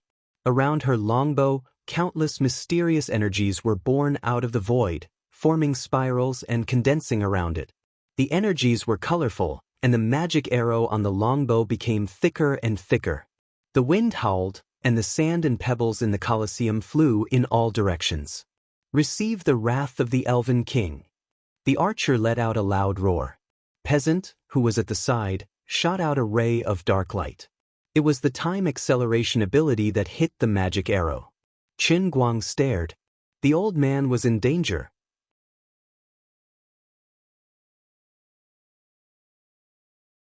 Chapter 1204. Out of everyone present, only Rubber Girl did not make a move against him. It was not that Rubber Girl did not have the heart to do so, but rather, everyone still did not trust Yu Ting. They had specifically asked her, who had the ability to restrain Yu Ting, to keep an eye on him and not give him any opportunities. Yu Ting didn't break his promise. He just stood there obediently with Wethany. In the blink of an eye, the old man was the first to reach a distance of about 2 feet from the blood pigeon. However, he did not completely approach it. Instead, he suddenly paused on the spot and swung his long saber downwards, slashing at the air. A crescent-shaped saber light appeared along with his movements, and it swept across the ground with a swishing of sparks. Chen Guang knew he couldn't keep up the act. His stomach bulged, and he spat out a mouthful of blood gas that collided with the elderly man's sword light. A formless shockwave swept up a cloud of dust. In the blink of an eye, 5 figures broke through the dust and flew toward Blood Pigeon. They were the 5 figurines that the middle-aged man had summoned. These 5 figurines weren't the real deal. Fourth Hokage ran forward while he conjured a Rasengan and pressed it against Blood Pigeon's head. Orochimaru didn't have a Kusanagi sword. Instead, he held a Japanese samurai sword. Shinozaki Ichigo's broadsword looked like a figurine, but upon closer inspection, it wasn't sharpened. Instead, there was a blue flame on his hand. It looked like Iori Yagami who was about to throw a wineglass. There's something wrong with your figurines. Rubber Gal couldn't help but complain. The middle-aged man blushed and explained, my ability is creation, but I haven't mastered it yet. While the two of them were chatting, the attacks from the 5 figurines had already landed in front of Blood Pigeon. Chen Guang swung his head in a circle, causing the feathers on his head to scatter before flying towards him and forming into a thin, yet sturdy shield that blocked the attacks of the 5 figurines and even blocked the sniper and beam gun fired by the 2 old geezers. He didn't have a chance to rest. With the combined attack of Peasant and the elf archers, the legendary Elven King's Wrath of the Time Acceleration sword flew in front of him. The magic arrow was about 3 meters long and 2 feet thick. It looked more like a battering ram than an arrow. It smashed through the feather shield on top of Blood Pigeon's head and continued to move forward, heading straight for Blood Pigeon's head. Chen Guang's eyes widened in anger. What kind of joke was this? Did he really want his life? If he was hit in the head by this thing, he would either be stabbed to death or knocked to death. It seemed like he could only use his ultimate move. The Blood Pigeon let out a shrill cry, and a silk cloth suddenly appeared in front of its head. The silk grew in the wind and wrapped around the Elven King's Fury Arrow. Soon after, it twisted and wrapped around the Elven King's Fury Arrow like a dumpling wrapper. In the blink of an eye, a muffled explosion resounded, and the brocade-wrapped siege hammer suddenly exploded. The silk was constantly being stretched, and countless cracks appeared on it. Streams of raging flames shot out from the cracks. Even though the scene was still terrifying, the power of the arrow was almost completely worn down. Oh my god! What kind of move is that? The elf archer gaped in astonishment. Just as she was speaking, the silk wrapped around the giant arrow exploded with a loud bang, turning into raging flames that shot into the sky and continued to rush forward. On the other hand, Chen Guang controlled the blood pigeon to roll on the ground to avoid the flames. The other gamers were dumbfounded. The slower pirated figurine couldn't dodge in time and was burned by the raging flame. In an instant, half of its body was incinerated. The power of the flames was evident. Blood Pigeon's head and back were also burned. Wherever the flames went, the blood feather was incinerated.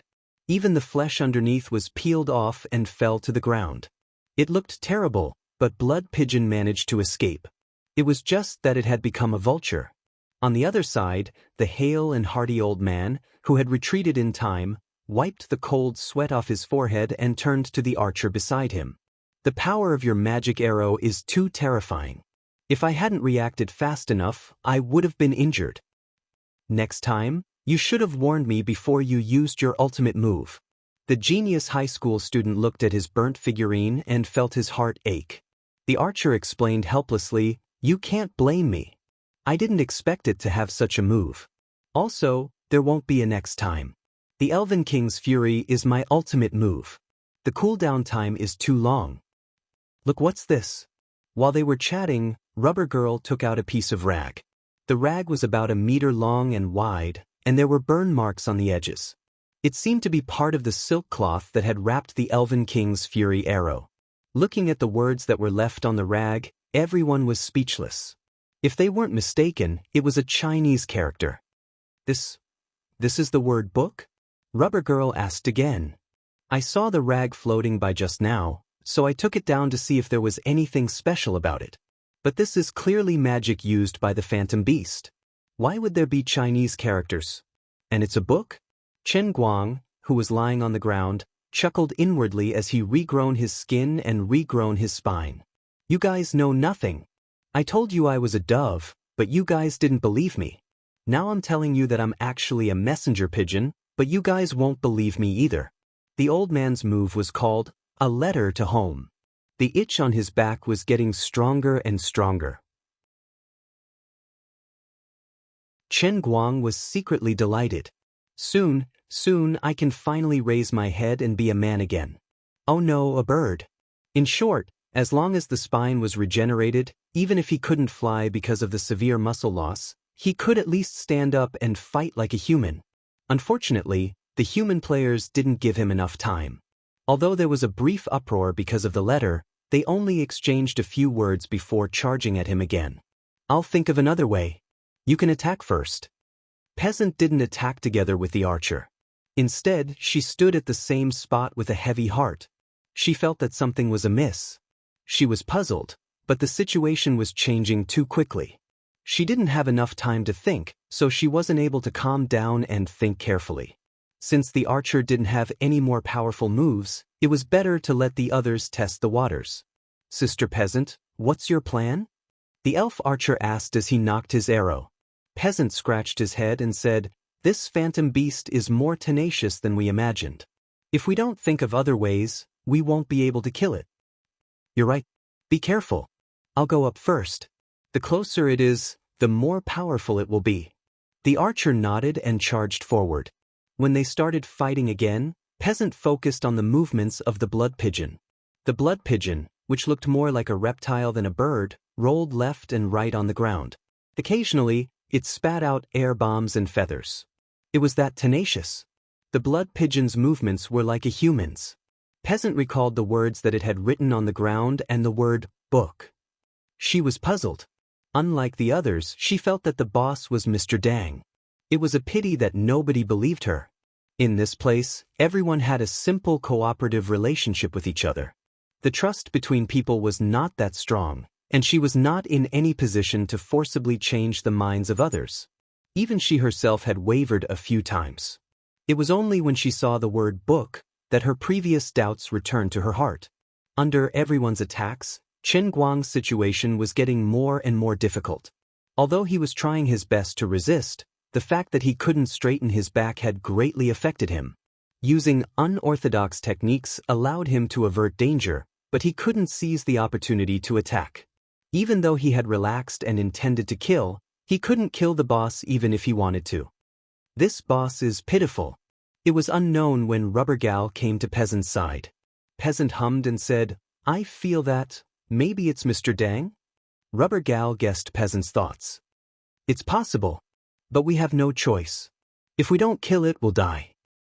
"Have you thought that it's not only Mr. Dang, but it's also a famous person?" Rubber Gal was puzzled as she asked, "Famous outside?" Then her eyes lit up and she stomped her foot. "But why didn't I think of that?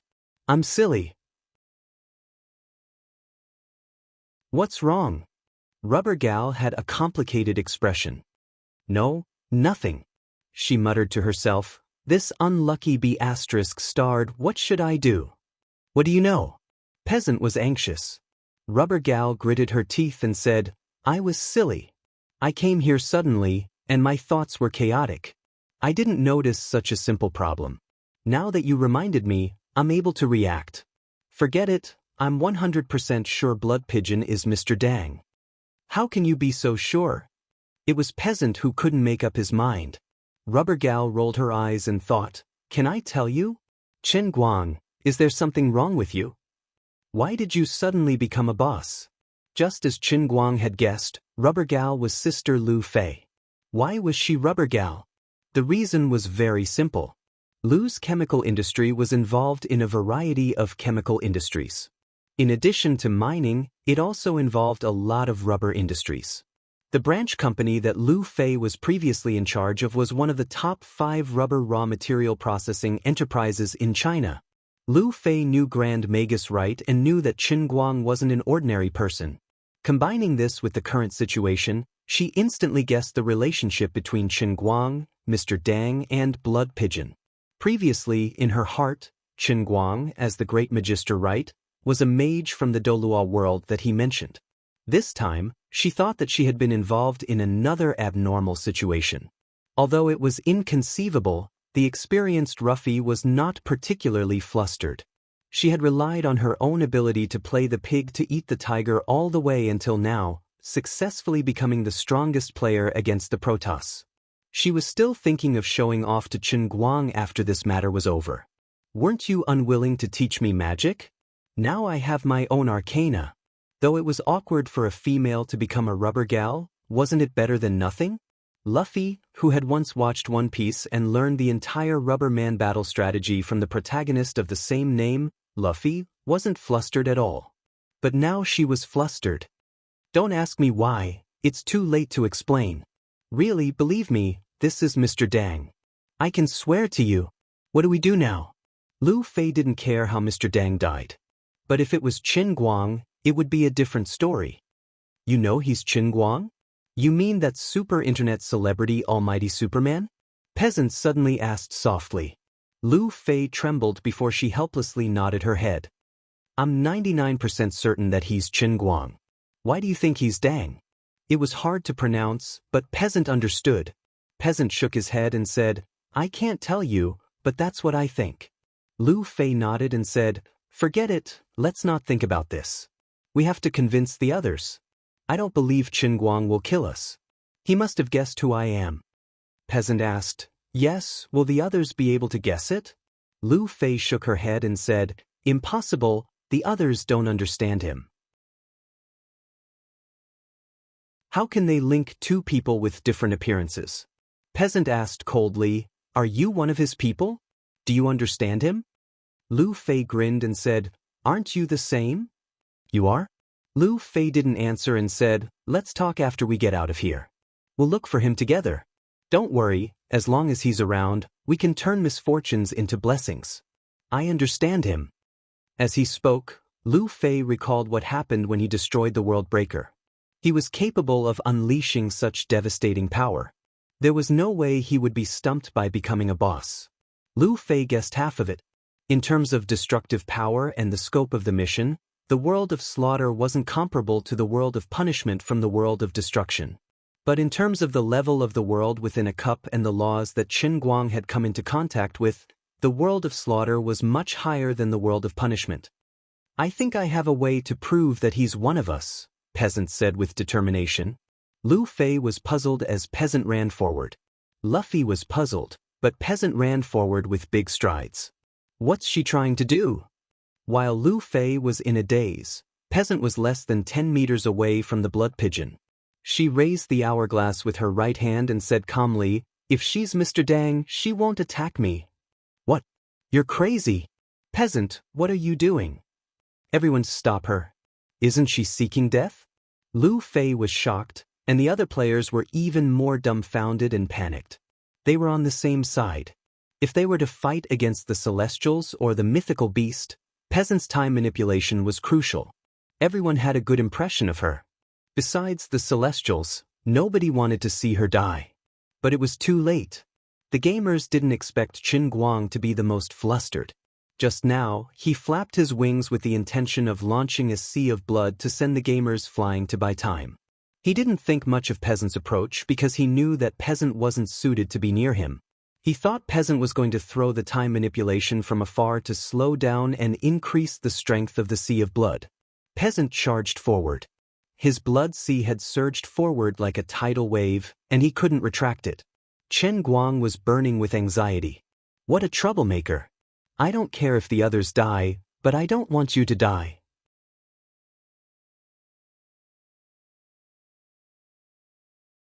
Chapter 1205.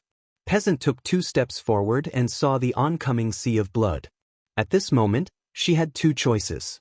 One was to use her time ability to slow down the sea of blood in front of her, and the other was to accelerate herself before turning around and running. Or she could continue to run against the power of the sea of blood and prove to the others that the magical beast was Mr. Dang. Peasant pondered for less than a second. Then, under the bewildered gazes of everyone, she took a step forward and dived into the blood sea. She felt that she couldn't retreat. This was her last chance to convince the others. Like Rubber Gal, Peasant guessed that Mr. Dang's identity was Qin Guang. She also thought that Qin Guang recognized her. In that case, he would definitely not kill her, nor would he kill Rubber Girl.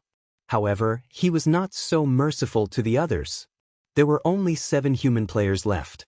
In other words, other than himself and Rubber Gal, the rest were within the range of his ability to kill, just like the people who had died in his hands before. There were still many humans. If 1 or 2 of them died, the humans wouldn't have such deep feelings. But now, those who didn't fit in with the group and might become hidden dangers in the future were all dead. Although the remaining people didn't form a team from the beginning, they had already recognized each other since dawn was coming.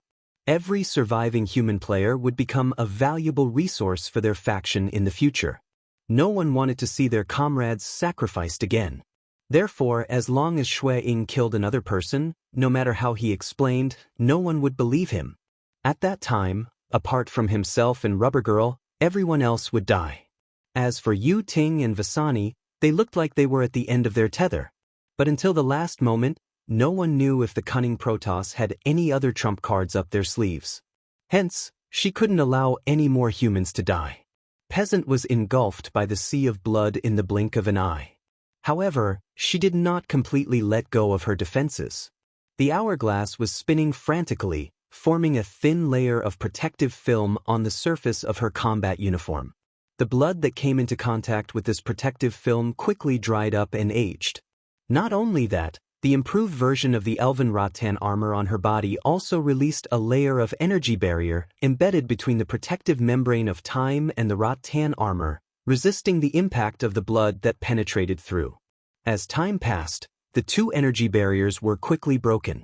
Streaks of dark red blood swept past her combat uniform, like a sharp blade cutting through paper, leaving behind one wound after another on her thighs, abdomen, arms, and other parts of her body. Chen Guang, who was in the form of a blood pigeon, could only watch helplessly. He was already desperately trying to think of a way to retract the corrosive and cutting power of the blood sea, but as the saying goes, spilled water can't be taken back easily. How could he retract his ultimate move just because he wanted to? Unfortunately, he couldn't speak at the moment. He could only stare helplessly at everything that was happening with his pigeon eyes. Is there a hole in your brain? Are you an idiot or what? I don't want to kill you, but you're courting death. What do you want me to do? At the back of the crowd, Lu Fei, who knew Peasant's motive, was watching nervously. She was observing Blood Pigeon's situation and Peasant's situation. Just as the two of them had guessed, Blood Pigeon's human-like eyes revealed a hint of panic. He didn't want to kill Peasant. Lu Fei was in deep thought. Things were getting out of control. If everything was under Blood Pigeon's control, he wouldn't be panicking. Could it be that he was unable to control the gushing blood? Lu Fei gritted her teeth and couldn't be bothered to monitor Yu Ting. She took a step forward and punched with her rubber bullet fist at the spot where Peasant had plunged into the sea of blood. Wherever the fist landed, the red blood flowed, but Lu Fei's powerful rubber bullet only penetrated less than half a meter into the sea of blood before it retreated helplessly. The blood looked fluid, but it was extremely dense and corrosive. On the other side, the other gamers stopped attacking and focused on rescuing Peasant. Of course, the attacks that they had launched earlier were all blocked. For example, the one-punch Superman, Satama, who was summoned by the high school student, gave Qin Guang a fright. After taking a closer look, Qin Guang calmed down. Satama's figurine was a pirated one, and there was a small tuft of hair on his head. The pirated figurine punched out, but before it could exert any power, it was engulfed by a wave of the sea of blood and disappeared. The magic arrows shot by the archers weren't effective either. Without Peasant's time acceleration, the magic arrows couldn't reach the sea of blood. The slightest splash in the sea of blood would cause the magic arrows to explode. Though Peasant, who was trapped in the sea of blood, had his suspicions confirmed, he didn't expect the sea of blood to be so powerful. She squeezed the hourglass in her hand helplessly. Then she gritted her teeth and threw it out. As the hourglass left her hand, it was swept away by the sea of blood. In the blink of an eye, the hourglass trembled violently. No matter how the hourglass shook, the sand that would seep down in an orderly manner suddenly went out of control. In the small hourglass, countless extremely fine grains of sand of time created a feeling of a sandstorm in this narrow space. Suddenly, Peasant clenched her right fist, and the indestructible hourglass that was swept a few meters in front of her cracked. The body of the hourglass wasn't made of ordinary glass. It contained the power of the rules and was a dimension barrier that could isolate the invasion of time and space. Then, Peasant said in her heart, "Time storm!" As her voice fell, the cracks on the hourglass in the distance rapidly spread. A strange cracking sound reverberated throughout the entire Colosseum. Though the sound wasn't loud, it sounded as though it was right beside everyone's ears. In the blink of an eye, an orange-yellow sandstorm engulfed the area where the hourglass exploded. The grains of sand in the hourglass were only the weight of a fist, but now, it became an earth-shattering sandstorm. The grains of sand flew in all directions with heavy historical vicissitudes. Wherever the grains of sand passed, the sea of blood dried up, and the land cracked. The concept of time and space was broken. Peasant took the chance to escape. As for Qin Guang, he felt relieved when he saw that his blood ocean technique was broken. Though he was in the middle of the time sandstorm tornado, as a mythical beast boss, he wouldn't die of old age no matter how Peasant accelerated or slowed down time. He didn't panic. However, his complacency didn't last long. A moment later, a look of horror appeared on his face. Peasant had lost control of the power of the hourglass. The sandstorm that was about to soar into the sky suddenly spun in the opposite direction after exceeding a certain limit. Then, the sand converged again. Peasant was surrounded by the other gamers. "What are you thinking? Do you want to die?" "We said that even if he's a mister, we can't do anything about it. You almost died just now. Can you exchange for the hourglass?" Peasant wasn't bothered by the criticism or concern of the gamers. He looked ahead nervously. After the hourglass exploded, she didn't know what would happen next. When she saw the sandstorm reverse, she was shocked. "What's wrong?" Ruffy asked nervously. Peasant replied, "Time is turning back." In the distance, the sandstorm gradually became smaller and smaller. Then, it converged at Blood Pigeon's side. The sea of blood, which had already dried up, became liquid once again. The gamers could see the human-shaped hole in the sea of blood where Peasant was. All this took a long time to describe, but in the blink of an eye, the sandstorm in the sky suddenly disappeared. Blood Pigeon lay quietly on the ground. He maintained the posture of flapping his wings to blast out of the sea of blood. Under the effect of time reversal, his sure-kill sea of blood had also returned to his body. Where's your hourglass? If you can turn back time, your hourglass should be able to appear again. The middle schooler asked bewilderedly. Over there. The sharp-eyed elf archer pointed at the shattered glass on the ground and shouted in surprise. The hourglass didn't regenerate? Peasant didn't understand what was going on. Ruffy was puzzled and asked, "Where's the sand? Where's the sand of time?" Peasant thought for a while and said, "Perhaps, when the sea of blood returned to his body, it was brought into his body?" Perhaps only Qin Guang knew what he was feeling at this moment. As a bird, no, a dove, using the power of blood as a guide, he should be a domineering devil. It was a pity that the enemy was too powerful, and he didn't hold back. He was raped until now. It wasn't easy for him to figure out a way, but he didn't have the chance to try it. Then he almost killed someone he didn't want to kill. Now, something even stranger happened. His body was stuffed with sand. He felt like a duck waiting to be sold in the market. His stomach was filled with sand. But his previous self was the earth-paste exploder. He was the strongest earth elemental creature. He couldn't be poisoned by the sand, right? As he was thinking, the sand of time in his stomach released the power of time. Chen Guang swallowed his saliva. Things were getting more and more troublesome.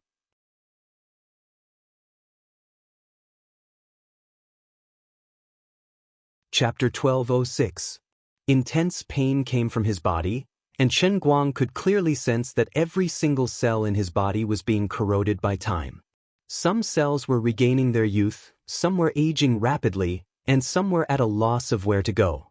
Every cell seemed to have its own thoughts, and they were thinking about life. Where did I come from? Why am I here? Where am I going? At this moment, the thoughts formed from 10,000 nerve endings were cursing in Qin Guang's heart. It wasn't that his stomach was stuffed with sand, but that the damned sand of time had entered his body along with his blood and entered his countless cells along with the power of his blood.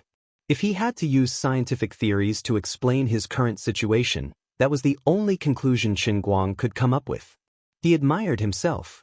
No matter how strange the situation was, he was still able to find support for himself with theories that seemed reliable but were actually completely unscientific. Fortunately, he wasn't treated as a scientist when he was young. Otherwise, he would be more of a Frankenstein than Nicole. The question was, what should he do? Should he die of old age, or should he be turned back into an egg by time? It was a dilemma. Death was something he could not allow to happen. Even if it was Peasant, he couldn't let her kill him. Otherwise, he would be finished. But he couldn't live either. Otherwise, the others would be finished. In the end, he had to die, but how he died was very particular. He had to die with skill, depth, and integrity. He definitely couldn't be easily defeated like an ordinary game boss. At this moment, Qin Guang was feeling extremely weird. He felt uncomfortable, yet comfortable at the same time. The power of time couldn't kill him. In this strange bloodshed dimension, the blood pigeon had eternal life. He could only be killed by the gamers and not die of old age. In World of Warcraft, the gamers could enter the instance dungeon and hack for 10,000 years. As long as the power wasn't cut off, the boss would stand there forever. How could the gamers wait for the boss to die of old age? In addition, under the constant invasion of the misplaced power of time, some cells aged while others became more and more energetic. However, the aging and dying cells would not disappear. Instead, after crossing a certain boundary, they would quickly jolt back and return to the direction of rejuvenation. This was the state of his body at the moment. It was rather distorted. This is a good chance to kill him. The old man frowned and said, "I don't know what happened, but Miss Peasant's hourglass injured him severely. We can't afford to lose this opportunity. Let's seize it." Wait. Peasant and Lu Fei shouted in unison. "The two of you, although we belong to the same faction and have relied on your help before, at this critical moment of life and death, we really have no reason to be willful with you. We've said it many times. Even if it's really Mr. Dang, we still have to kill it. Otherwise, we'll be the ones to die. You two might not be afraid of death, but that doesn't mean we're willing to die with you. A strong man behind the old man said in a low and muffled voice. His words were filled with dissatisfaction. Who wants to talk nonsense with you? Anyway, we said that we can't do it. If anyone is stubborn, don't blame me for being impolite. Lu Fei was infuriated. She glared angrily and extended her arm in front of everyone. Her arm was emitting white smoke and emitting pink radiance. The genius student gaped in shock. Second gear? Lu Fei grinned and said, Why? Do you know your stuff? Oh no. The bird is standing up. While they were dawdling, the blood pigeon that was sprawled on the ground suddenly screeched, giving everyone a fright. They stared at the blood pigeon that had been pretending to be a mollusk for a long time. The blood pigeon spread its wings and stood up with great difficulty. With the interference of the time sand, even though it was difficult, the Chen's peace pigeon had regained its spine after such a long time. But it didn't charge at Yu Ting or the humans. Instead, it screeched again. Thick, viscous blood gushed out of its body. It looked like a fountain. Everyone thought it was going to unleash a powerful attack, but after a few screeches, the blood pigeon's huge body inexplicably collapsed. It's dead? What's going on? You ask me, but who am I supposed to ask? Who's going to go take a look? On the other side, Yu Ting and Weatheny were also talking. Master Yu Ting, what should we do now? The blood pigeon is dying. It's not dead. Not only is it not dead, but its body is surging with new energy. I can feel it. It's as vigorous as the breath of the goddess of life. Then should we attack? If this phantom beast recovers to its peak, we won't have any chance of winning. It won't. The life force in its body looks terrifying, but it's like a castle in the air. My attack just now really did injure it. It's already at the end of its tether. Then should we? No, let's wait and see. I don't have much divine power left. Even my spirit is exhausted. So that's it. There's no rush. I have the speed of lightning. At the last moment, I can avoid the mortals and deal the final blow. These mortals are too naive. Nobody can stop the power of lightning. The blood pigeon will probably massacre the mortals and make them suffer. We can sit back and enjoy the fruits of his labor. My lord is wise. The mortals were perplexed. The blood pigeon, who was sprawled on the ground, started struggling violently as though he was in extreme pain. He started rolling on the ground. Peasant and Lu Fei were worried, but they couldn't help. The others were eager to give it a try. They really wanted to rush up and finish off their opponent, but Lu Fei was glaring at them fiercely. Peasant exclaimed in surprise. This, oh my God. Lu Fei asked anxiously. What's wrong? She didn't dare to turn her head to look at the blood pigeon. She focused her gaze on the other gamers. Peasant covered his mouth and said, It laid an egg. What?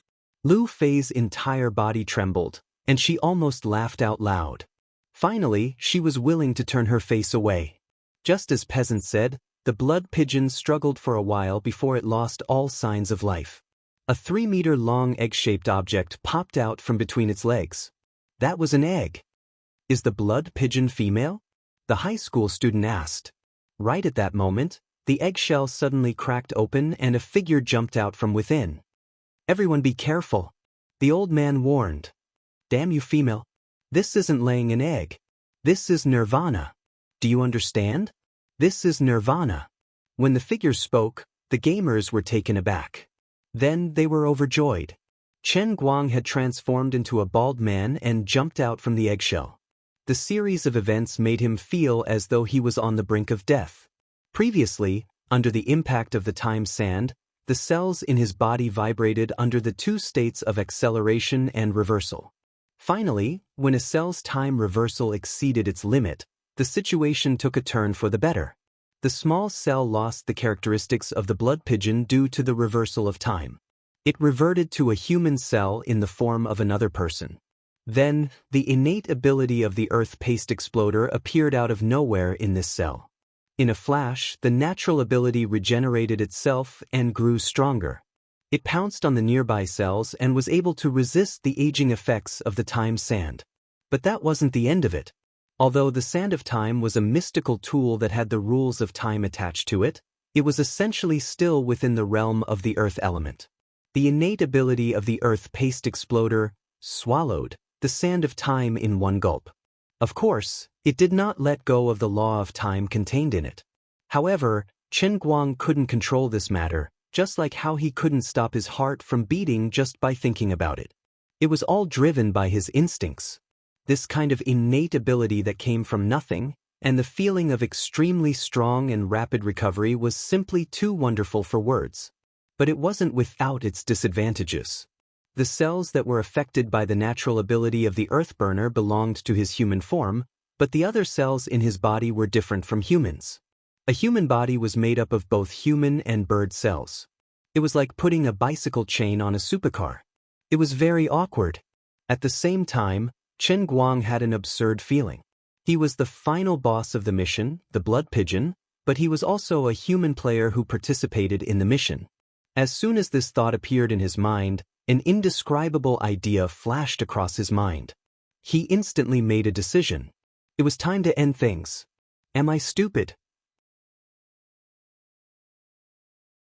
I'm a player too. I can kill the boss too. If I kill the boss, I'll complete the mission. So the slaughtering world has to let me live. Although I'm the boss, if the boss dies, I'll die too.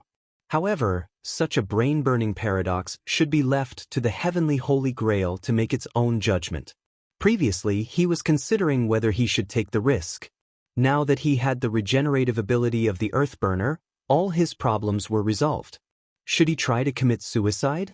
When the bystanders saw him stand up, they thought he had purposely positioned the two bodies so that the human cells would sink.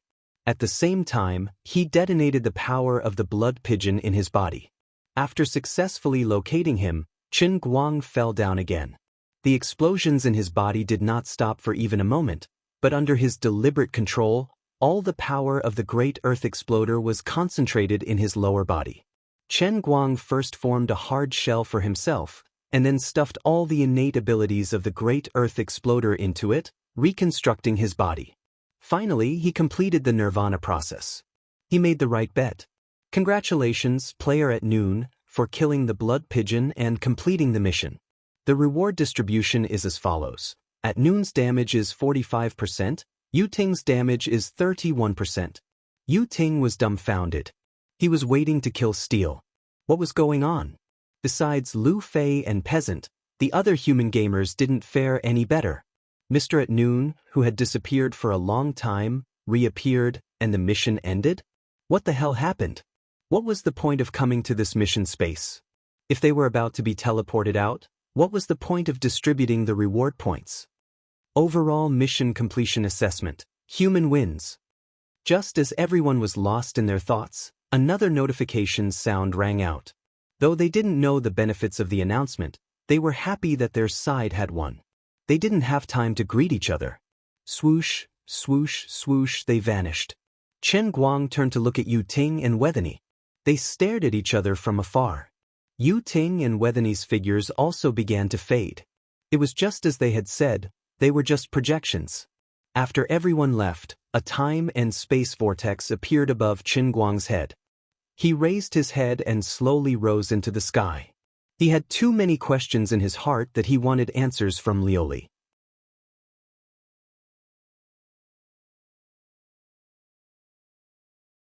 Chapter 1207.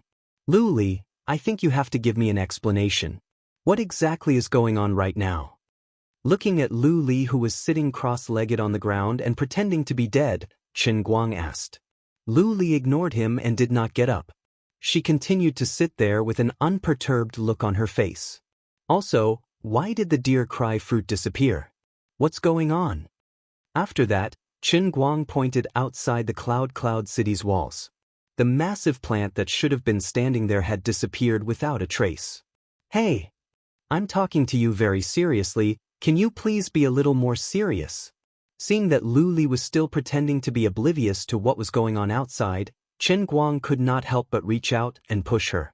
An inconceivable thing happened, he actually pushed the air. His palm went straight through Liuli's body, and it even caused a ripple. Projection? Chen Guang was furious in his heart. Lu Li! Come out! Don't try to hide from me. I know you're here. He shouted loudly. Alright, I'm really impressed by you. Finally, Lu Li's figure reappeared behind him. Chen Guang turned around and looked at her. You're finally willing to come out. After such a big change, you can't possibly not give me any explanation, right? Lu Li shrugged. If I tell you that I don't know what happened, will you be angered to death? Chen Guang clutched his chest. Before I die, I'll strangle you to death first. Alright, I was just joking with you. Listen to this Empress slowly. Seeing that he really had signs of collapsing, Lu Li quickly became serious. About 2 hours later, after Chen Guang and Lu Li had a long talk, he still left Cloud City with 10,000 dissatisfaction. Compared to before, Liuli's attitude had changed greatly. She was no longer so cold and arrogant. She often prayed for her own good fortune and said that there would always be a way out. She was indeed trying very hard to explain. This meant that the slaughter world this time had actually exceeded her expectations. This was indeed a situation that she did not understand. After losing contact with both parties, she did not stay idle. She was also doing her best to decipher and analyze the changes in the Holy Grail. But it was extremely embarrassing. Everything seemed to be the same as before, but the result was that other people and the divine race had entered the world in the cup. As for Yu Ting, Liuli also recognized him. He was indeed one of the top-ranked god emperors in the Endless God realm, and he was the sovereign of lightning. In addition, Lu Li did not know where Lu Ming had gone or what had happened. Just as the slaughtering world began, the huge deer cry flower that was growing outside Cloud City suddenly became illusory and then completely disappeared. Before this, there were no signs. Lu Li tried everything she could but was unable to communicate with Lu Ming. As for how the world in the cup would develop in the future, Lori gave a definite answer. There was no doubt that the Holy Grail had been upgraded, and the world in the cup would be at the level of the third layer, the Cloud Elephant Sky. But the appearance of the Divine Emperor Yu Ting and the other divine race indicated that the Holy Grail and the Endless God realm must have been forcibly established some kind of connection, allowing those divine race to descend into the mission world of the cup. Correspondingly, at the same time, perhaps because of the continuous integration of the real world and the real world that Chen Guang was in had also established a connection with the world in the cup. In order to achieve a certain degree of balance, the Holy Grail forcibly created two opposing camps. According to the normal setting, Chen Guang himself should be able to freely choose a camp to join. He would not be the boss that needed to kill all the players. This time, there was just an accident, and then it was forcibly restored. Perhaps it was because the Holy Grail was simple, or it could be due to the situation that happened in the 8th mission. The world in the cup simply made him the boss. The Holy Grail did not consider the emotional inclination of Chen Guang as a human. Because of this, Chen Guang's mind was even tortured to the point that he coincidentally took a walk outside. It was a blessing in disguise, as he solved the problem of being a killer. Moreover, it made his mind more resilient, indirectly helping him to complete the process of turning into an egg. It could be said that he had turned misfortune into fortune and cleverly survived this crisis. But from the next world in the cup in the Cloud Elephant Sky, it should have a more mature and complete camp and ability system from the start. The use and distribution of reward points should also be more rigorous. As for what would happen to those players who were reset, Lu Li also assured him. The divine race entered the world in the cup as a projection. Although the humans entered with their entire minds, the so-called reset was actually rewind. It allowed the players' memories to return to the moment before they entered. It was not a true death. For those who were rewound in the first mission, nothing would change. Perhaps they would only yawn in a trance, then feel a little dispirited, and continue doing what they were supposed to do. Or perhaps he was simply in a dream and didn't have the slightest bit of awareness. Lu Li was not sure what would happen to the 7 surviving gamers, but Chen Guang was not concerned. Peasant's suspected target was not far from him. The matter of the killer was settled, so he could drive back to the filming site to take a look. In addition, he could also call Sister Lu Fei now. If she remembered anything, she would not hide it from him. Chen Guang hoped that the gamers would retain their memories. He would definitely choose the humans so they would be able to help him in the future. In the Heavenly Holy Cup, where both sides fought for the fruit of victory, the benefits of the human race's victory would definitely be greater than the god race's victory. However, he was still a little worried. He was not sure if these people's abilities would be inherited in the real world. If that happened, with the supernatural abilities of the 7 gamers, things would get out of hand. Peasant and Sister Lu Fei were still within his control, but the other 5 gamers would cause a huge commotion and have an immeasurable impact. On second thought, there would be another quest, and more players would be chosen to participate in this quest. In the future, there would definitely be more and more players. Therefore, the entire world, it was hair-raising. Chen Guang quickly retreated from the world in the cup. When he regained his senses and opened his eyes, the car was still speeding on the highway. Not far ahead was a highway exit. As a young man of the new era, even though he was the god of racing, Chen Guang drove the car out of the highway before stopping by the roadside to make a call. He called Ruffy first. "Oh, you rascal, you finally remembered me. What's up? What's up? Why are you calling me so early in the morning? Didn't the internet say that you were filming a program?" When the call connected, Chen Guang didn't even have the time to speak before Lu Fei interrupted him with her words. Based on his understanding of Sister Lu Fei, she wasn't the real rubber girl. But this was impossible. In the world in the cup, he had exchanged a glance with her, and this matter was set in stone. When Chen Guang pretended to be dead on the ground, his ears didn't relax. He heard the conversation between Peasant and Lu Fei clearly. Otherwise, he wouldn't be so sure of their identities. Now that she spoke and knew that he wasn't a normal gamer, there was only one explanation. She couldn't remember anything like the gamers who were reset. If that was the case, surviving to the end of the mission or not didn't make a difference whether they would be reset or not. No? Oh yes. Did anything special happen? Chen Guang asked unwillingly. Lu Fei snorted and said, "Why are you asking me? Your house was bombed. Don't you know?" "I know. Of course I know." "It's fine. The martial arts expert you sent is connected to my house's security system. I'm safer than the President of the United States. Seriously, why did you let others put such a high bounty on your head? Do you know who did it?" Chen Guang was taken aback. Then he stomped his feet. "I'm stupid. Why did he scold me? When I was in the state of consciousness, I killed so many assassins without any psychological pressure. Then I returned to the world in the cup, but I forgot something important. Why did I forget to find trouble with those fellows who offered bounties?" Counting with his fingers, Mei Zhonghong would definitely not be able to escape responsibility. Sanshin Group was most likely on the list. The motive of the Japanese financial group was also worth considering. Why didn't I think of going for a stroll? But he immediately felt relieved. At that time, although his search for the assassin organization seemed to be untraceable, in fact, there was a pattern. He already knew the location of the potential targets of each assassin organization from the intelligence provided by the General Administration of Guangdong. Then, with a thought, the target of the assassin, which was his family and friends, would have a mysterious telepathic connection with him. Then, with this telepathic connection as a guide, he could appear next to the target of the assassin. At the same time, no matter how powerful the assassin was, they would always think about this matter, and then they would be captured by Chen Guang's mind. The expert who dared to accept this $400 million bounty would not be a lone ranger. There was a strong organization behind him that provided him with intelligence support.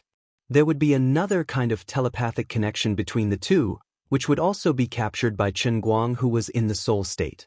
When Chen Guang was searching for a target, he didn't deliberately choose the target. Instead, he would directly fly over when he sensed it, so sometimes he would directly float to the other party's nest. As for the organization that accepted the mission and the person who issued the mission, the connection between them wasn't that strong. Instead, the mission was directly issued and accepted through the two-way confidential dark web, so it wouldn't be automatically captured by Qin Guang at that time. Of course, if he chose to fly over at that time, he should have been able to find the person. Unfortunately, he was in the middle of the Slaughtering World mission at that time, and he was turned into a pigeon to be beaten. He was very busy and panicked, so he forgot. After crushing 27,638 souls with his own hands, he hurriedly returned. Now that Lu Fei reminded him, he remembered. But now that things had come to this, there was nothing to regret. Anyway, after this sudden change, there would no longer be any blind assassin in the world who would come to seek death. For a short period of time, he didn't need to worry about the safety of his family. The ones who should be afraid and worried should be the survivors, who hadn't been involved in the big pot of 400 million bounty. A weak organization that was originally ranked outside the top 500 in the world suddenly woke up and became the world's #1. Was it a surprise? Was it a surprise? Was it happy? Definitely not happy. Everyone would be more concerned about another question. Why did those big shots suddenly go crazy? What did they have in common? This common characteristic was very easy to find.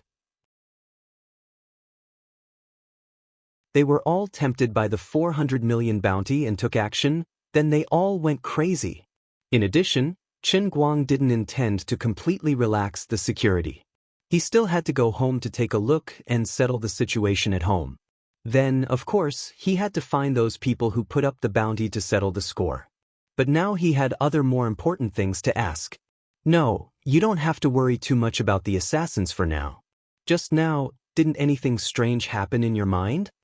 Qin Guang's question was very direct. Strange things?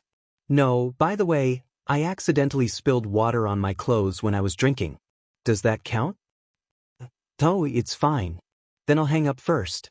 After hanging up, Qin Guang turned the car around and drove in the direction of the set. Seeing him return, Chu Zijin, who was reshooting the show with the director, looked confused. Didn't you go home? Qin Guang looked down at his watch. There are still 2 hours before the plane leaves. I thought it would be useless to rush to the airport now, so I came back to take a look. Are you worried about the effect of the show? Is our show that important this time? Chu Zijin asked in surprise. Qin Guang laughed. Of course it's important. After all, this is Tianguang Media's first big project. The company also has $1 billion from the Shanghai Financial Group. If we don't get a good start, we won't be able to explain it to others. Chu Zijin nodded. I didn't do a good job. I took it for granted. The first 3 episodes should have been based on other people's successful experiences. Qin Guang waved his hand. It's not your fault. If it were me, I would have done the same. I don't have any experience in such a big investment project, so I couldn't give any useful advice. Chu Zijin secretly rolled her eyes. She only felt that she really couldn't understand this guy. If you really valued it so much, why did you mess up the shooting order before? I was already prepared to lower my standards for the 4th episode. Aren't you trying to trick me now? Chu Zijin felt a mouthful of blood in her chest, but she couldn't say anything. After all, he was the boss and he had given her enough trust and support in the first 3 episodes. In the end, the show that relied on his fame and the brand bonus didn't reach its goal, so they had no choice but to pull him in for the 4th episode. Although it was difficult for others to comply with his request, he was a big shot and he was the boss. No one had the right to say no. Okay, are you going to say hello to the others now? Or shoot another 2 scenes? Chu Zijin looked back at the set. The director was so angry that he was shouting. The guests who participated in the filming were complaining about how difficult it was to say their lines and make expressions to the air. Qin Guang looked down at his watch again. Forget it. I have to leave soon. Then what's the point of coming back? Chu Zijin looked confused. Qin Guang looked at her straight in the eyes. You really don't feel anything amiss? Chu Zijin nodded. Something is wrong. Qin Guang was overjoyed. Really? Do you remember what just happened? Just now? 15 minutes ago. Qin Guang pinched his fingers and counted. He had just come out of the massacre world 15 minutes ago. Chu Zijin pinched her chin and thought for a moment. At that time, Director Zhou said he wanted to reshoot a scene and asked me to arrange for someone to communicate with the Hercules from America. I had just called the people from the company over to explain something and then, as she thought about it, Chu Zijin suddenly clapped her hands. That's right, it's a little strange. I was just explaining it to them when I suddenly got distracted and stopped talking. When I came back to my senses, the staff was shocked and asked me if I was overtired. Chen Guang raised his eyebrows slightly. There's such a phenomenon? Chu Zijin rubbed the bridge of her nose. It's quite strange. You might not know this, but no matter what I do, as long as I want to do it wholeheartedly, I will never feel tired. It's even more impossible for me to get distracted while talking to others. That's why I'm always called a genius. I learn things quickly. As she spoke, she remembered who the person in front of her was. Well, she shouldn't have shown off in front of him. She was a genius, yes, but the boss in front of her was the grandmaster of geniuses. However, Chen Guang still understood what was going on and suddenly asked, "Oh, right. You used to have a pen name online, Xianxia, right? Did you help me write a hydrology article? Did you help me clean up my mess?" Chu Zijin's eyes lit up. "Oh, how did you know? I thought no one would bring it up again. Did you read my article? How can that be called cleaning up your mess? I'm telling the truth." Chen Guang made an "oh" sound. "I understand. That's strange. You're a good girl. Why would you use a Chinese chess name?" Chu Zijin shrugged. "My surname is Chu. When I first registered my social media account, I was learning Chinese chess at the Chinese Qiyuan, so I casually used this name. Can't I? Okay, I understand. If there's nothing else, I'll make a move first. You carry on with your work." Chen Guang turned and left without dilly-dallying. According to Chu Zijin's words, it was as he had guessed. Chu Zijin was indeed a peasant. There was no way out. With Chen Guang's acting skills and sensitivity to other people's micro-expressions, he was 100% sure that Chu Zijin was not lying. There was only one explanation. She was not reset, but she could not remember anything. Chen Guang speculated that it was the first appearance of the slaughtering world in a cup. There were too many loopholes and bugs, causing the mortal players to be unable to retain their memories when they escaped. Their abilities should not have been inherited into the real world. There must be a bug in the slaughtering world. Otherwise, there wouldn't have been a repair process. Forget it. As for what would happen in the future, he would know in the next slaughtering world in a cup. Raising his head to look at the sky, Chen Guang noticed that the world that was violently trembling had returned to its calm state. But he could clearly feel that the distance between the real world and the real world was getting closer. After Chen Guang left, Chu Zijin was also baffled by this matter. She put her hand in her pocket and was about to walk back when she suddenly exclaimed in surprise. She took out a memory card from her pocket. "What's this? Strange? When did this thing come into my pocket?" Back on the set, for some reason, Chu Zijin found someone to bring a card reader over. She went back to the RV alone and inserted the memory card into it. A long 4K video was stored in the memory card. Chu Zijin was dumbfounded when she saw the video. What is this? You're tuning in to the Wang Lin's Journey YouTube channel.